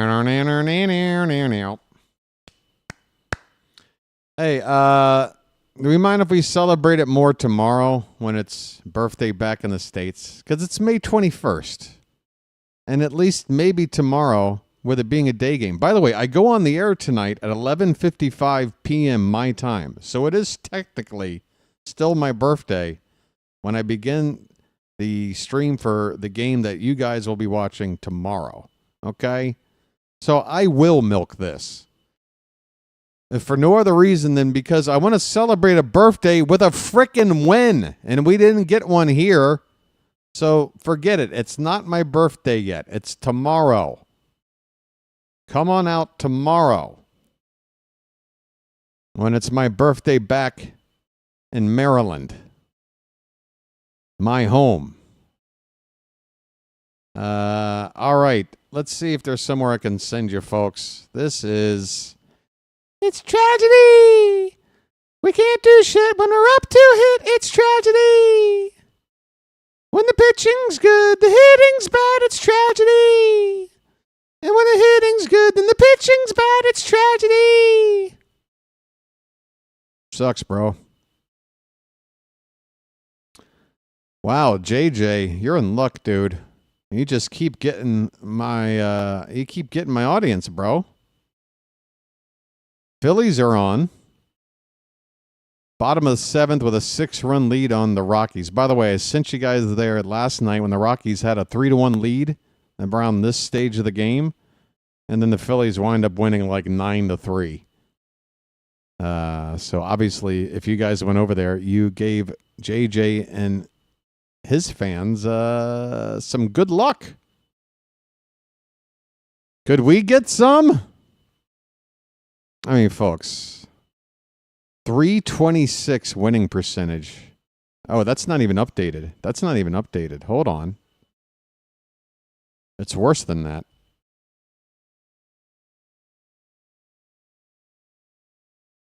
It still hasn't been updated. What is 15-32? It's worse than 326. That's all I know. Right. So again, tomorrow afternoon game, Sagano on the mound, 1 o'clock. Hey, Melanie, the hair is wet-ish. What is this Glad trash bag you're wearing? You're calling a jacket. Oh, Melanie's going to explain to us how things ultimately broke down. Yeah, it's broken down all right, Melanie. It's broken down like my Chevy Caprice from high school. It is broken down.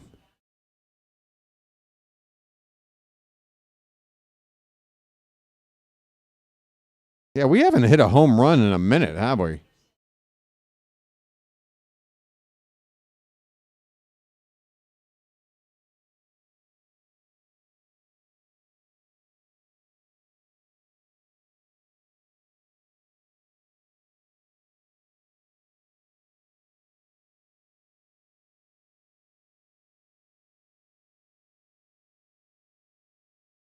Must be nice to have just some guy you go to in the farm to come up and get you 3 wins and 3 starts. Damn, man. I can't. All right. I already had breakfast before the game, so I'm in no hurry to leave.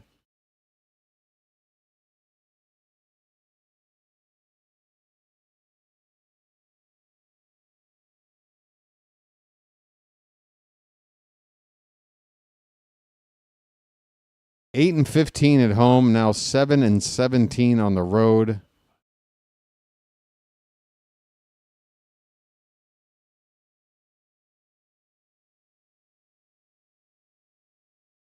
I mean, the White Sox are right there behind us.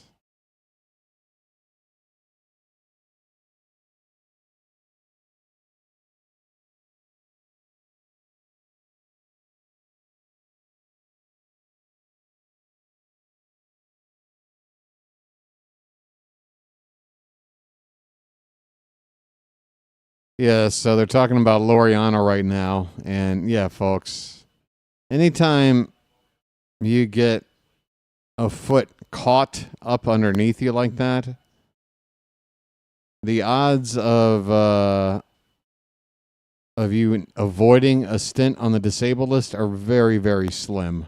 I would be shocked. I would be very, very happy and very, happy for Laureano if he somehow doesn't have to go on the DL. But yeah, expect to get that update tomorrow. I don't think it's fractured. He stayed in the ball game there for a minute, Doug.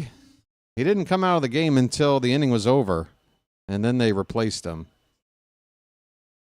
And again, I was saying when he stayed out there, I'm like, dude, you better not be staying out there like lying to the trainer about how you're feeling, because we need you. And if you're going to make whatever happened to you worse by continuing to play and we lose you for a longer amount of time, that ain't going to help. But he did try to stay out there, and then they took him out. They should have taken him out immediately, but they didn't. We'll see how long he stays out.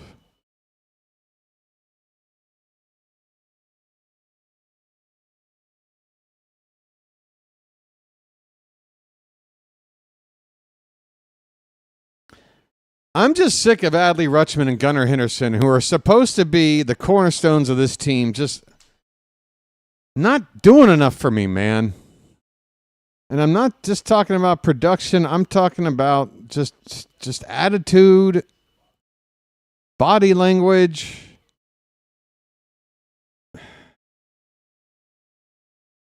Look around, guys. Whether you want to be the leaders or not, we need somebody.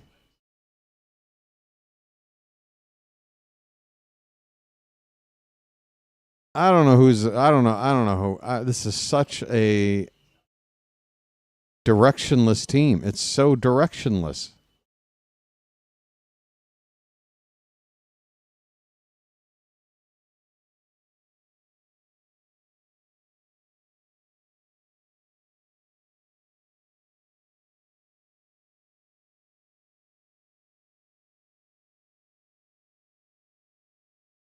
Ben McDonald is really good at being diplomatic. It's really natural. It doesn't sound like BS.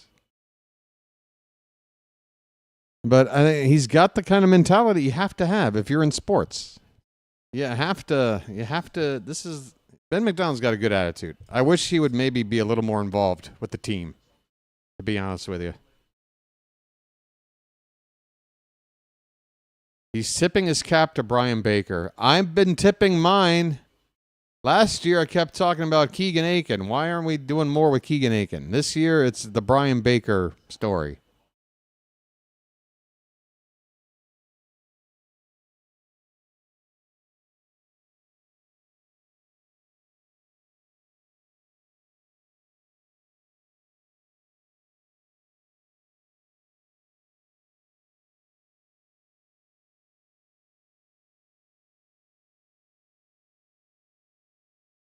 Ben McDonald just told Melanie Newman to sleep fast.